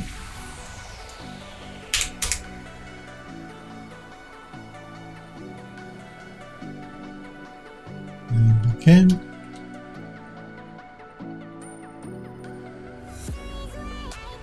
Let's do a collapse on the stack.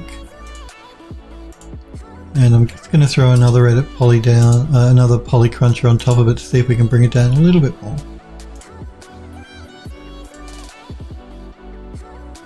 Let's try 50. We could probably get away with 50. It's starting to push it a bit though. Let's go up to 80. Yeah, I think down to 80 is probably as low as we're going to be able to go for that. So let's collapse the stack.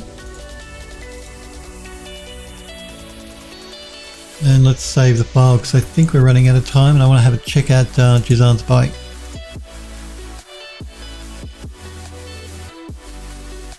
Rest in peace, hard disk drive. Yeah, well, again, after my hard drive died, I've decided I'm not buying any more mechanical drives, so I replaced it with SSD. So every time, I've only got one hard drive left in my machine. Once that dies, it'll be an all SSD machine, basically. I've had enough of these mechanical drives. Because SSDs now, multi-terabyte SSDs are getting much cheaper, so may as well replace it with an SSD. Android Lust says, hey, enough of that dying hard disk drive talk. They can hear that. Euro says, I have all my textures and substances backed up onto my NAS too. Basically all work things backed up. I did as well. I had all of my textures in an external backup on completely separate from my machine. But I deleted the backup about 2 weeks before the drive died. Now I kick myself for doing it.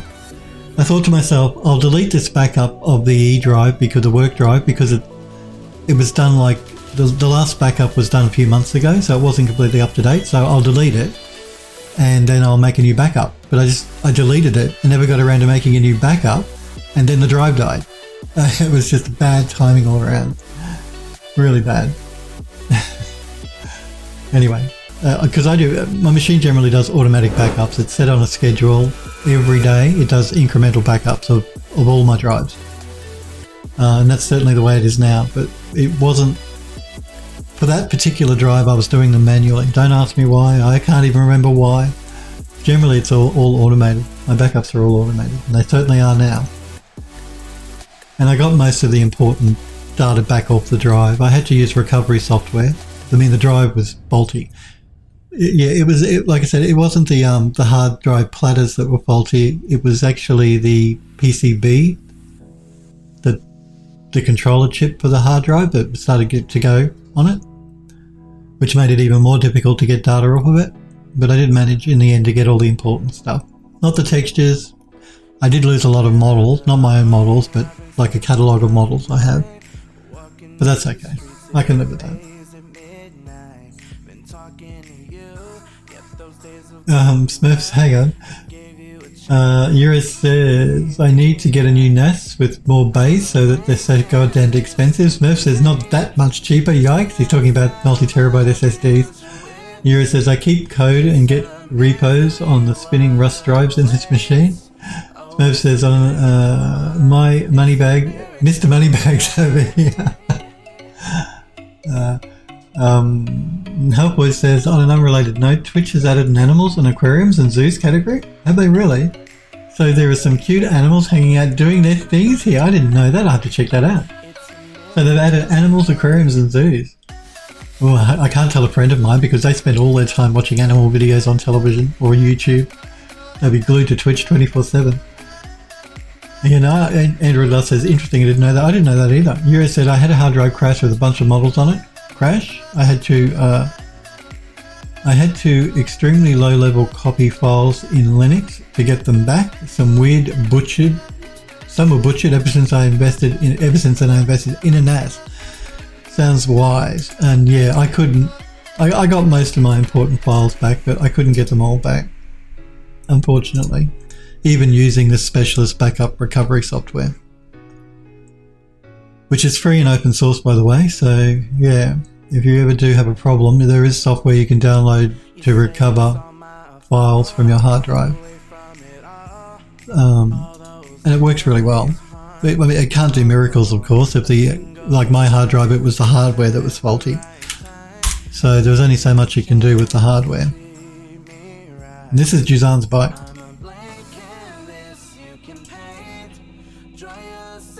Sweet looking bike. Yeah, no, I like the colour. I think the colour's cool. I'm sure I'm not forgetting anything.